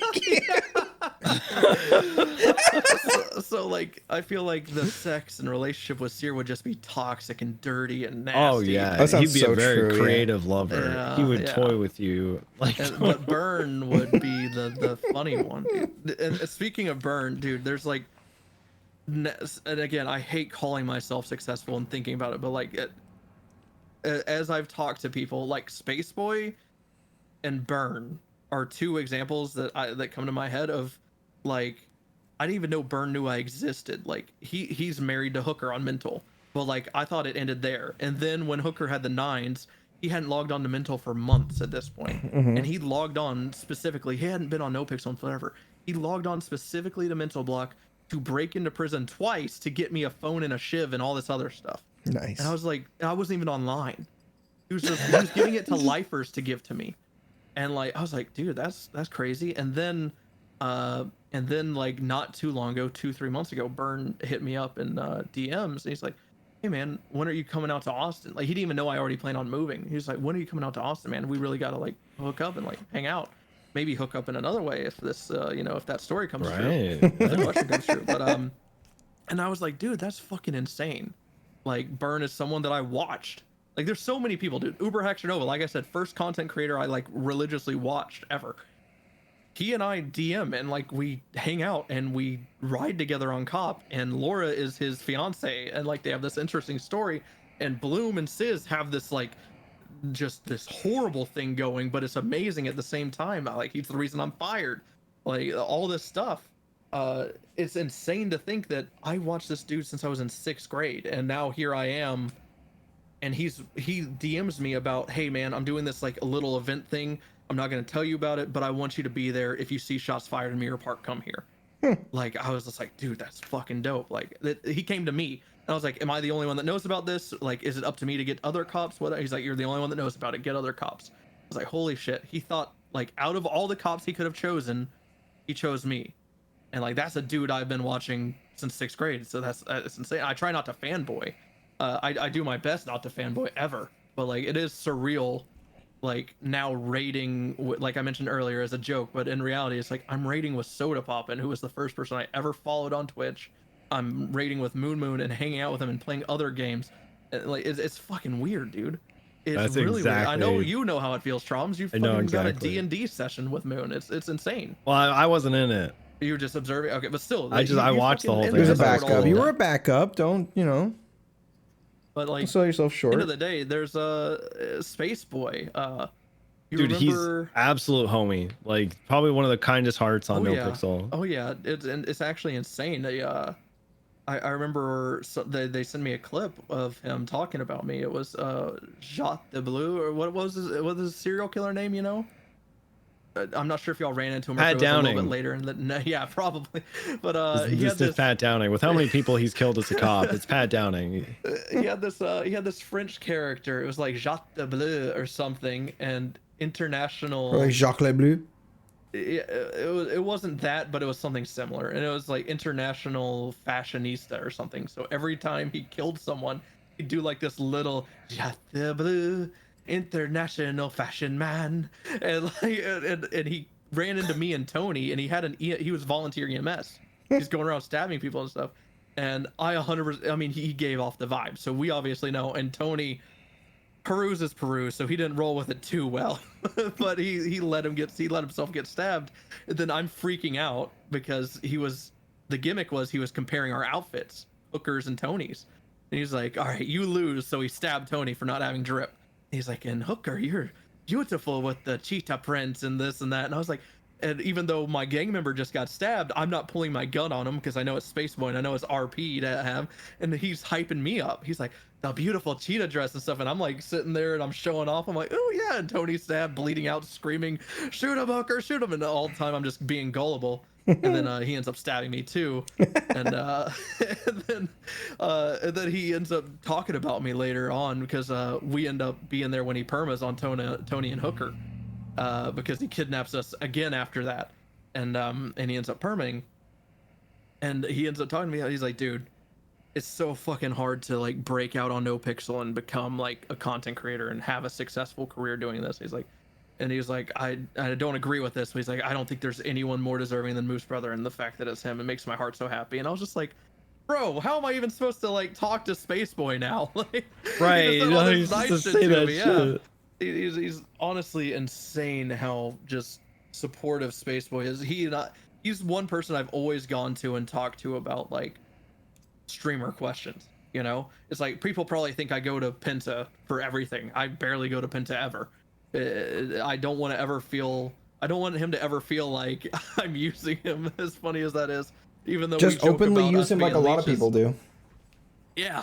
That's what Trav and I start memeing about. We're like, yeah, we just hang out with you for your clout, even though that's far from true. We hang out off stream and shit sometimes, but yeah, no, Space Boy is that person. Like, I remember one day he just tweeted out, he goes, you know what? If any content creators have like any questions about shit, my DMs are open. And then I had a question about something, and I sat here and I thought about it. I was like, who would I even go to for advice? And I went to him, and ever since then, it's just been a open relationship. You know, He talks to other streamers. I talk to him. When I got fired as Moosebeard, he was more upset than I was. Oh yeah. He actually messaged me and he's like, I'm pissed. Like this is What so the fuck? stupid. He hasn't messaged me. That asshole. Because he knows yours is an RP. And you didn't get when he found out unwhitelisted mine out had of no character. True. I keep forgetting that part. Well, I think the other thing too is, and this isn't just something that like he said, this is something that a few other people had mentioned as well. And I don't know if I exactly agree with it. There might be some truth to it, but he felt as though, because I was a smaller content creator, that this happened to me and it wasn't just a warning that I just straight up got let go because I'm smaller, right? Because like I'm not the big boay, right? Probably Whereas some like truth if it happened to a behind bigger person, it just would have been, all right, here's your strike points or your warning or whatever. Yeah. It's like I don't know if I 100% subscribe to that belief. Does it feel like it could be true? Yeah, sometimes, but it's like, you know, don't really care. But he was actually upset, and he reached, and he's, you know what, I gotta agree with you too. He's made some of like the sweetest like tweets. He tweeted out one time, it's like this, it was so stupid. It was something I said on Tim Littleman during a bench trial, a James Randall bench trial, and it was just something just random and stupid, and it made him laugh, and like he laughed out loud at whatever it was, and then he tweets out and he says like, he's like this is, or he's like, Troms is like the definition of underrated or something like that, and I was like, dude, what the hell? Why are you being such a sweetheart? Like, The fact that he's a server OG and just so kind on top of that, and like an inspiration to a lot of people, is insane. He someone spoke negatively about him, but it was more inquisitive in our WoW raid. He was like, yeah, I heard this about this and this about Space Boy, and literally instantly a raid of like 25 people were just like, no, that's not. No, it's not. Yeah, like everyone, it was like, that's not him. You must be thinking about someone else. And it was like so like as soon as I heard it, I was like, oh god, I hope Space Boy isn't different than I thought. And then like literally everyone came to his like defense. I was like, okay, good, it is how I thought. He's a good guy. That was really wholesome too. He's just one of those creators that, like, again, watched, interact with regularly now. Dope guy. but excellent role player too. Oh yeah. Just he just somehow he's just got it figured out. He just, I don't know what it is. I don't know if there's a like a magic formula or something like that like, but he figured it out, whatever it is, and he does it every day. Oh, I remember what it was in the WoW raid. Someone was like, isn't Space Boy like really going OC mad about Nathan perming his cop? When it was the exact opposite. Like even Nathan was there to be like, no, he was pumped that my cop died. Because if you remember, Mel killed him. Right. Yeah, kind of killed him. Kind of did that. Yeah. Just a little bit of little bit of perma. murder. A little bit of murder. Never been shy of repercussions either. Mel's been on the chopping block how many times now? So for killing a cop twice in Yeah. 3.0. Twice in 3.0. Right? Wait, was it for a cop perma? Just no, who did he kill the first time? Because it wasn't a cop. Wasn't it serial assaults and killings the first time? I don't remember. I could have sworn it was him killing someone, because he definitely didn't kill a cop twice, because only so many had perma'd up to that point. Trav's was first with Jaeger, and then Nathan's was second, I think. If I remember. Oh, with Jason Hanna, James Hanna, or whatever his name was. Jason Hanna, yeah. Yeah, good old Jason The Hanna. funny thing is, we could Trav and I had a Bloom Gunner off-duty thing where we actually no, we were very much on duty and off-duty, on and off, which was, we were doing illegal stuff. We kidnapped Julio and put a monkey mask on him and called him Mighty Joe, and got him really high on cocaine and metamorphine and pills, just everything we could get a hold of. And for part of it, we were like, we need you to dig up this dead cop's body. I'm like, what? And he's like, and Trav's like, yeah, Jason Hanna is buried here. So we bring to the graveyard and we have him RP digging up his dead body. It's his dead cop, his other dead His cop. other cop. Gunner's one of the people. Trav rather is one of the So people. funny. I never expected to have a friendship with. Like, I always just assumed he would be like Oh no, like everyone of note, I always assumed would just be like, oh, I'm too big, you're too small, see ya, kind of deal. And it's been the exact opposite. It's just been everyone's been so receptive to at least the people I surround myself with. I feel like they don't give a shit about your viewer count or anything. Oh yeah. Trav to me is one of those people that like he subverted my expectations, right? It's not that I wouldn't say that I thought he was an asshole. I thought he was, in a sense, when I first joined the PD and didn't know much about him, like almost unapproachable.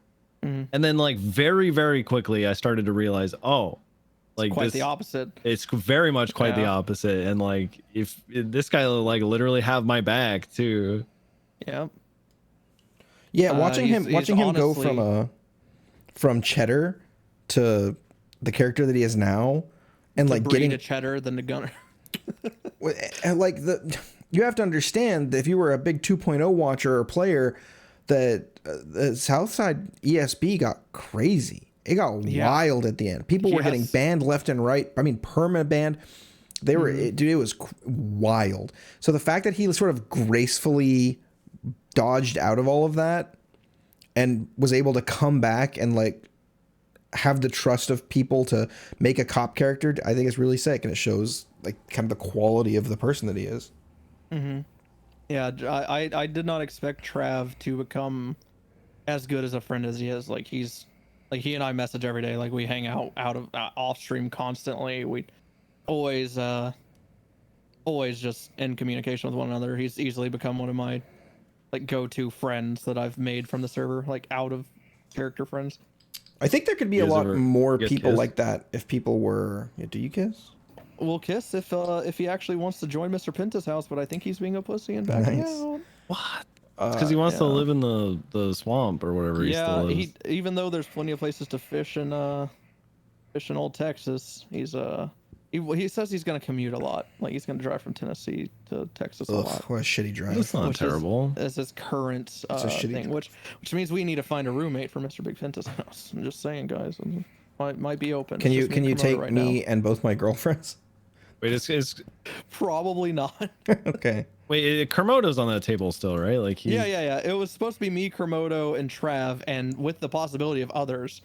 Our thought process just like Jenny mentioned wanting to come, and we're like, dude, well, Jenny will be amazing addition for this like almost Big Brother-esque house. Hear me out. Jenny Bear TV. Yeah. No. Hold on. Hear me out. They're both super attractive and walk around naked with no compunctions.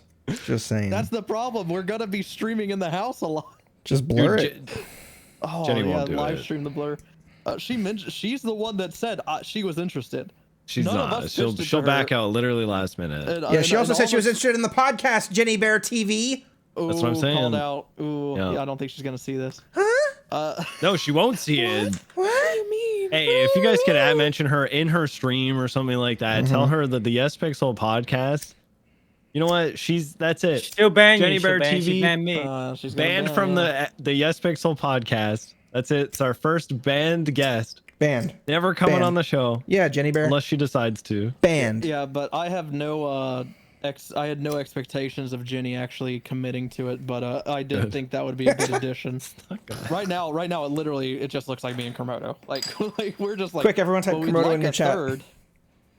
Dude, the copy pasta. No, dude, he's got a bot that tells him when you say it. In Yeah, it's hilarious. There's a copy paste of my chat. Does it send him a DM on something? It's like, I don't know. Yeah, well, it says Chatterino. It pings him whenever he's mentioned in any chat.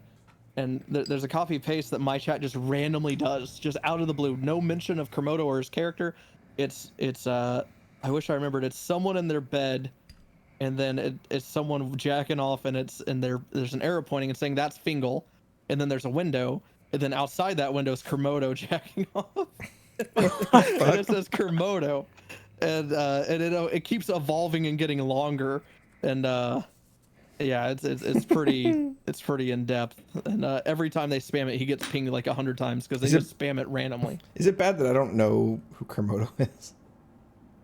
I do. He's a guy. He's the old gamer. Look at your chat, Moosebrother. Let me see. Why are you spamming me in offline chat? What the fuck?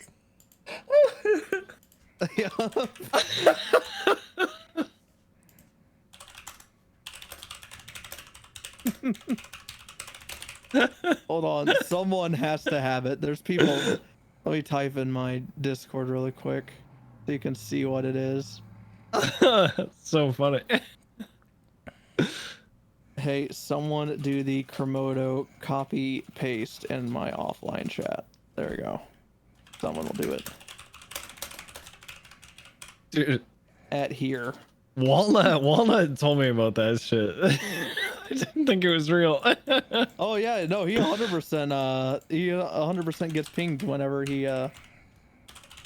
whenever his name's mentioned. Why are you in your own chat, Moosebrother? What the fuck? Why are you here? Oh, that's funny. I love Komodo. He's a good little punching bag, you know. But Look like at that, 52 Chains just followed me 30 minutes Oh yeah, ago. I was laughing about. I was trying not to laugh out loud while you were talking. You're talking about something serious, and I here look he is. over, and after we're talking, it says 52 Chains followed 30 seconds ago. And I was like, asshole. That's funny. Yeah. Are you promoting in it, his I swear. chat? Oh, Hydra. There it is. There's the copy paste. You see it? PogChamp looking Fingal Spring looking There it Komodo. is. PogChamp looking Fingal looking Komodo. Oh no! What started? They're all doing it. Yeah, that's what they spam randomly.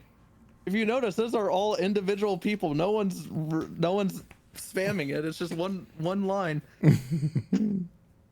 We were talking about this recently too, about like the one biggest thing you can do for a streamer is just talk in their chat, because there's like I think Hydra, you called it like a dopamine high, where it's like when you see your chat moving, there's Dude, just it's the something best. so it's the best feeling. I've told my chat that so many times. After people will gift like 10 or 20 or 50 subs, I always tell them like, dude, I really appreciate that and it's super awesome, but there is not a single thing that you can do that is more valuable than just being here and talking. What if they give you $15,000? I mean, if I had to that'd be choose pretty between a nice, yeah. consistent, Pretty good.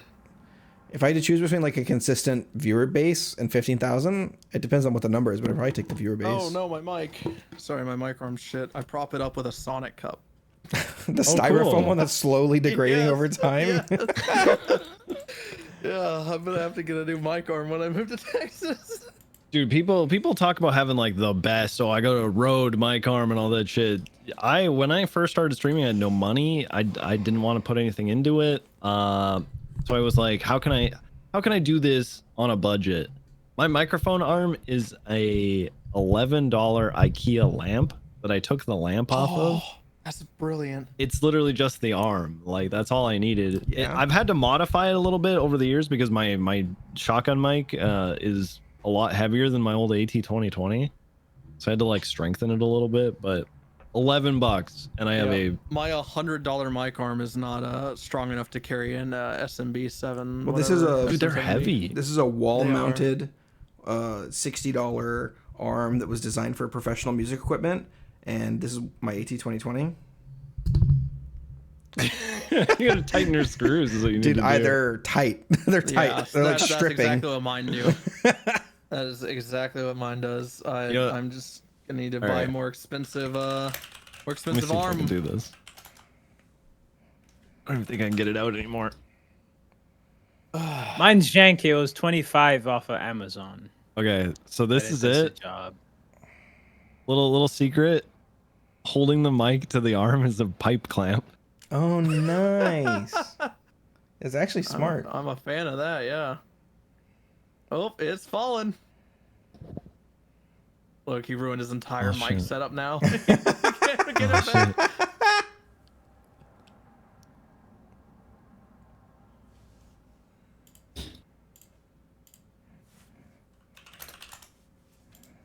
But yeah. How many subs do you need to get a Shure and a Go XLR? What's the sub 0. count You just before? buy it, dingus. Yeah, they don't for like, one. you are trying to buy this? What's your sub count, fool? For one, Keon! don't buy a Go XLR ever. For one, I Don't like do them. it. It's my favorite. I think that it is not only overpriced but also dog shit. It does seem expensive for what it is. Yeah. The fact that it has an audio software that comes with it really like cringed me out. Also, you remember my mic was a headset mic, right, Drums?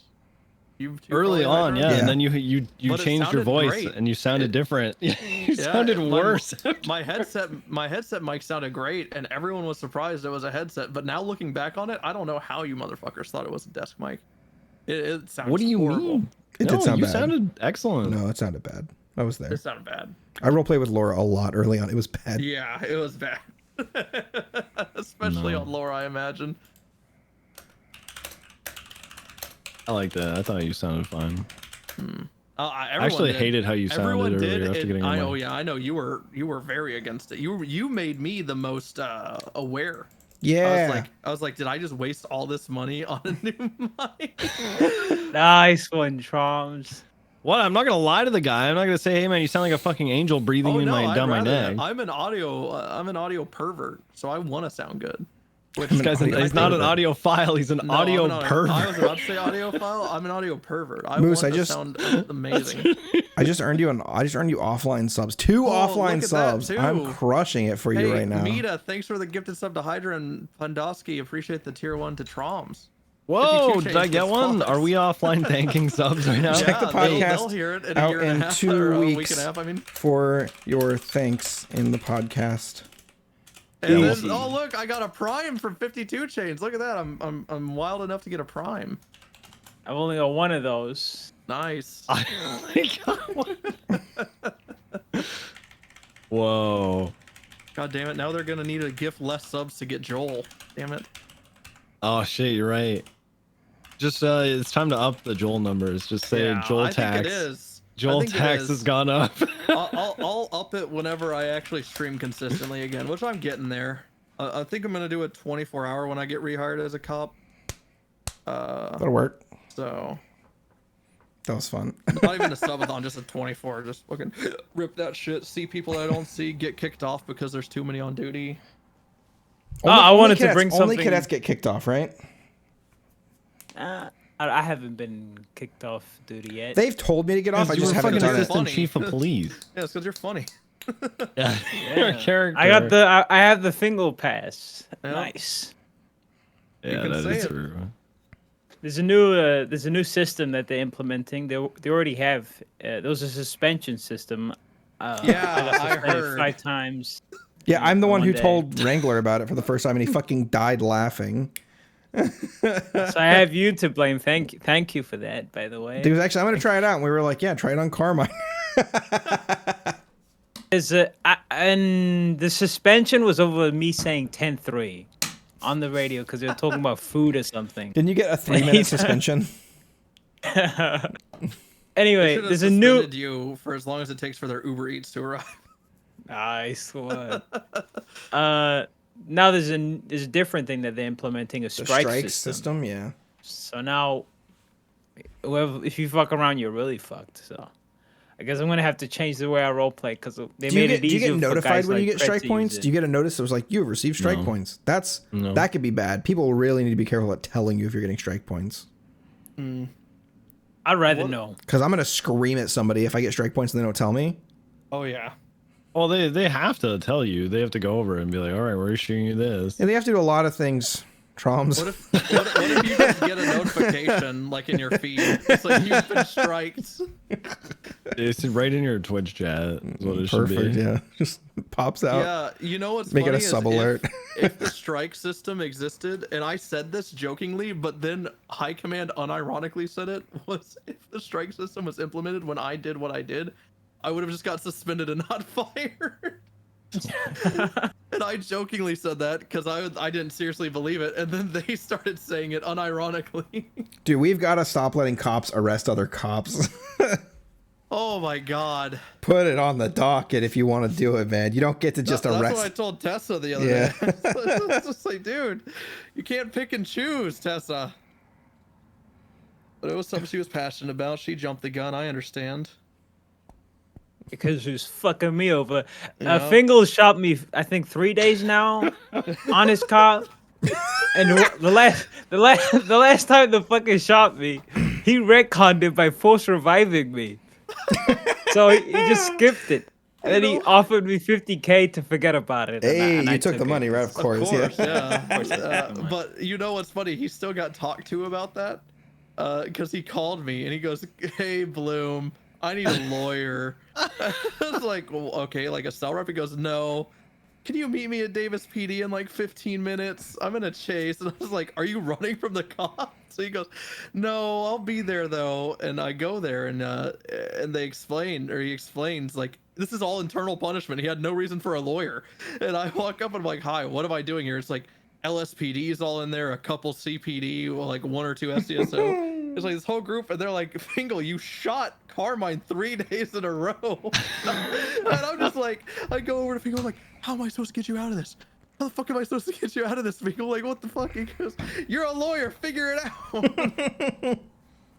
So, but I got him off of any criminal charges, and then he refused to pay me. So I'm gonna. Am I the only person? Am I the only cop that's actually paid you for your work? Wait, you paid him the 20K? Yeah. I'm working on it. You didn't even do nothing. I said I'd pay him It's gonna 5K go a to week. court, and I'm gonna represent you, man. Come on. All right, okay, all right. Oh, I'm not paying it. He's I just paying exactly. Yeah, it's That's right. I've been stealing stuff out of your locker retainer. and your evidence locker anyway. So That's Yeah, that's against the rules. That's against the rules. Ooh. no. In role play, I said that I made a copy of his locker key in role play. Nice, good. Oh, W. good one. Nice. Flip it. Flip it for proof. Is that for food lockers too? Because I used to go Yeah. on the PDSO locker and just Yes, steal food. that is the more serious of the two. Honestly, they take that seriously. One time there was killed. Like, one time there was for that. Sorry, go ahead. one time there was a PBSO shipment. I took it.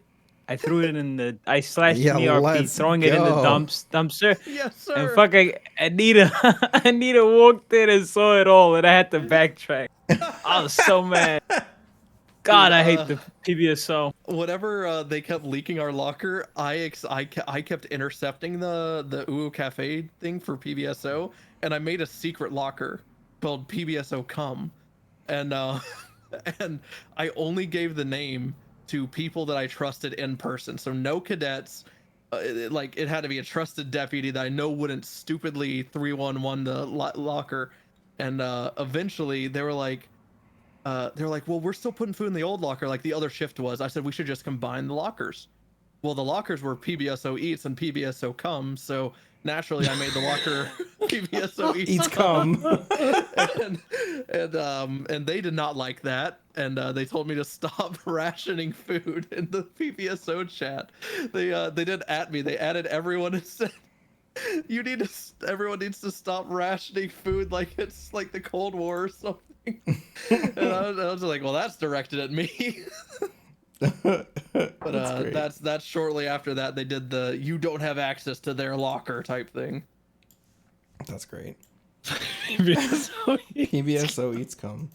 Yeah. Well, they're not wrong. Not at all. What's a really nice compliment that you've gotten from somebody out of character for some in-character roleplay? I feel like I kind of touched on it with them, but let me think. With Space Boy, but let me think. that would That's be a good mine one, too. yeah. I get all. I have a Space Boy one too, actually. I mean, Pentas was really nice because he doesn't really hide his emotions towards stuff at all. So like he does get annoyed by Peruse and shit. Like that's not acting. He does. Like but he does play it up sometimes, but he does. But for me it's like it was like my first game night I got invited to. And he was just, and the way I thought of it was he just needed a body. You know, that's what I thought. But then you see he's actively turns people away or doesn't invite people or something, you know? It's just, and it's usually more he likes to keep the roster fresh than he's excluding people, you know? But with me, he's just, I think what he said was, because I mentioned it, he was like, well, I consider you, and this is way early before Mr. Big Pentas and stuff. He was like, well, I consider you a friend. That's why you're here. You're not here because, you know, I need a body. Like we were talking and stuff. He was like, And then he's like, I think you're great at RP and rolling with shit, and that's why I actually go out of my way to hang out with you when I could just ditch you for anyone else. And I was like, damn, like that's real as shit, and kind of a big ass compliment, because like holy shit. Uber Hexer Nova too, I would say, but that one's more just me fanboying than anything. It was like anytime he wanted to interact with Hooker, or like him specifically singling me out to include me in that his comeback event. It wasn't directly a compliment. It wasn't yeah, nice. It wasn't directly a compliment. It wasn't, hey, you're my favorite RP cop, so I'm inviting you. It was, hey, I'm inviting you to get other people, which means, you know, he trusted me and my RP to do that. So Heck yeah. I'd say those were up there for my favorite compliment, and just jester as well. All right. One of the best compliments I ever got wasn't a compliment from Penta. It was right after the cone thing happened, and I'm in court for whatever reason. I'm watching a James Randall thing that's going on, and Penta sees me and he looks at me and he goes, "I can't believe you. You disgust me. You fucking disgust. Don't even look at me." And then I was like, I can't remember what I said. And then he turns back. He's like, "You know what? I can handle the sheriff, you know, being a drunk and hitting women, and I can handle the chief of police, you know, ocean dumping somebody. But what you did, absolutely despicable." And it was just like, it was in such a way that I just felt like it was said in his tone and like in his way that was like he was making such a parody of it, blowing it. He was making a parody of the fact that it was blown so much out of proportion, And like, yeah, and it just felt disproportionately like such a punished. compliment coming from him. That's so I mean, sick. literally, did you see what he did last night? That's just what he fucking does. He made the shift 3 people go down to the firing range and announce everything they were doing. He's like, if I don't hear you say going for lethal force, you're getting suspended. Okay, going for reload. Yeah, going for reload, going for taser, going for cuffs, going for firearm, going for lethal. Going for accelerating, going for brakes, going for brakes. Going for sharp turn, triple caution left, triple caution left. Going Yeah. for strike point. Ooh, going for strike Going points. for strike I like points is a that. good one. What about you, 52? You get any I'm gonna go OOC for comps? rehiring. I'm going for cop killing. That's another good one. Going for blue on blue, going for blue on blue. I'll say that in court whenever I get. I'll say go for cop killing. Me, do you want to go first, Hydro, or? Sure, yeah, I'll let you finish. It's probably better. No, it's not. It's No, not. no, I'll no, go. I'll take it. I got it. He's taking it. It's whenever someone says they hate my character, that's a compliment. Yeah, it Oh, is. yeah. When you're eliciting an emotional reaction, that's so good. Dude. Yeah, okay, I take mine back. Anytime anyone screams at me in the cells. My God. My first ever arrest was a guy losing his shit, and that's when I realized, yeah, this is what I want to do in roleplay. Yeah, oh yeah. Dude, it's like in WoW, in any game in PvP, it's that same dopamine hit of you beating someone, but without the beating them. It's like actual natural progression. They Yeah. did crime, they get arrested, but then they just take it up a level, and it's like I just beat you in a Modern Warfare lobby or something, and now you're screaming at me. And here's the thing: I'm gonna scream back because I want to get you even further. I want to see you get a step up. Like, oh, Great dude, thing. I love it. That's so good. One of mine was from Spaceboy. I was playing a character named Beverly Claymore Hindenburg Waldorf. He's like a 90-year-old war vet. He spoke. He was from the Isle of Man. That's where I'm from. You know, I'm from the Isle of Man. Yes, it's very good. And he was trying to take over the Prune Gang, and this was when Mel was still around a lot. This is in 2.0. And they just had like this really great little war where Mel kind of got to flex the fact that anybody in the city would do anything for him at any time. And, you know, Beverly sort of like was crumbling and like had no resources and no people. And finally, I went and like kidnapped his caretaker and took her to the dam and like had this negotiation. And he's like, "You've pushed me, Mel. You've pushed me to the edge. And now I've got your woman. I've got your caretaker. And I'm going to do it. I'm going to send her off the edge with a bullet in the brain unless you get here, old man." And it was so good. And after it, somebody sent me a clip of him going like, holy fuck. I've been playing Mel for so long and nobody will fuck with me because they know they can't. Oh, yeah. And this guy, I know he knows me. I know he know who Mel is, but he chose to do this. Can we get 100 more Beverleys on the server, please? And that was my like sub notification for the longest time. Dude, it felt so good, man. Yeah, people get tired of the same old and they want challenge, and Space Boy's definitely one of those people. He'll eat it up too. He'll match. He'll match I your always try to challenge. go the opposite of the expected, honestly. I mean, that's always the most beneficial. It's like Bloom really doesn't have a great, fantastic reason for ever doing anything for Sizz, but I do it intentionally because not only is it unexpected, but because I know he's a good role player, so I know something will come of it. Even though it doesn't make 100% sense now, it will soon. Like, all Sizz was to Bloom was a drug dealer. He just got Bloom the drugs for free, mind you. I got so many. On Bloom, I just paid for my first drug ever the other day, like 2 days ago. I got charged for cocaine, and it took me back. Like, I got asked for $3,000, and I was like, oh my god, okay, yeah, sure, here. Like, it's literally the first time I have paid for drugs since the beginning of my arc of being addicted to drugs, which took place in June. April. No, May. Sorry, I forgot. May came before June. Yeah, it was in May when my drug art started. All right. Well, speaking of compliments, we got to wrap the show up here. So we went an hour over schedule. I think we were all having a really good time. We'll definitely have to get you back on. I got a cadet session. He's waiting around. But I think this time we usually have different ways that we end. I just want to say, thank you for sort of last minute covering. We thought we were going to have Moses on today, but there was a conflict with the scheduled ad stream. So thanks, to really appreciate that. Gluten. Yep. Gluten, yeah, got to get that gluten. But also, dude, thanks genuinely from me for, since the beginning that we met when we were both like 1 to 5 viewer Andys. Thanks for staying true and not changing and becoming a weirdo, and being somebody that I know it can always like provide RP, but also if I need to chat out of character something, I know you'd respond. So that's why I was really comfortable kind of reaching out last minute. So thanks, dude. You're really fucking good. You deserve all the stuff you have. I know you're really down on yourself about being successful and all that, and I think that's normal. I don't think that ever really goes away, but you do deserve it, and we're all proud of you.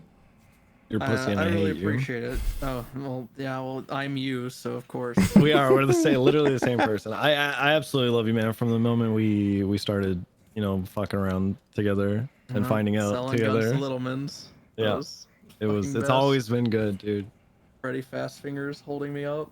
My holding homie. him up. Oh god, that's good. Well, all I have to say is I can't wait to RDM your father in Wild RP when I see him. Let's go. Yeah, just Well, heads up. I should eventually get on that, huh? I've been whitelisted for 2 months. Me too. I played on it twice. I've been whitelisted for so long. I haven't touched I've it. been I need whitelisted to. before it started getting popular, and I still. I pulled so many strings to cut the line, and I still haven't abused it. Oh no. All right. Yeah, You, I really appreciate y'all having me. This was fun, just chilling and Hell yeah. doing the shit. All right. Thanks again. Thanks for coming, Moosebrother. Anywhere you want to shout out? Anywhere other than just your stream? Do you have your Twitter, anything like that? I'm moving to Facebook. No, you're not. It is crap, dude. so It's not. the worst You're time so to even say stonks are- that. stonks are God, down. No, okay, I'm canceling the contract. Okay, no, just watch these great people like y'all do. Y'all see me over there. You probably already follow me. I'm kind of a big deal. Besides 52 Chains, who just followed me. I'll see y'all. He's gonna back when unfollow I'm you. a cop.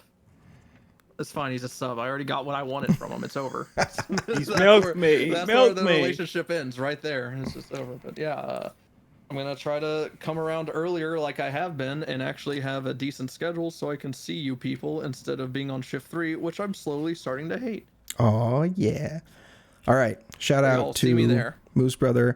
Shout out to Troms, who puts gluten on gluten-free bagels, and shout out to 52 Chains for Have a being a spread. thorn in everybody but A gluten mine's side. spread. A gluten spread, yeah. Yeah, they sent me some after we got the sponsorship. Perfect. Yes, Pixel. Episode 17. Shout out to me. I'm awesome.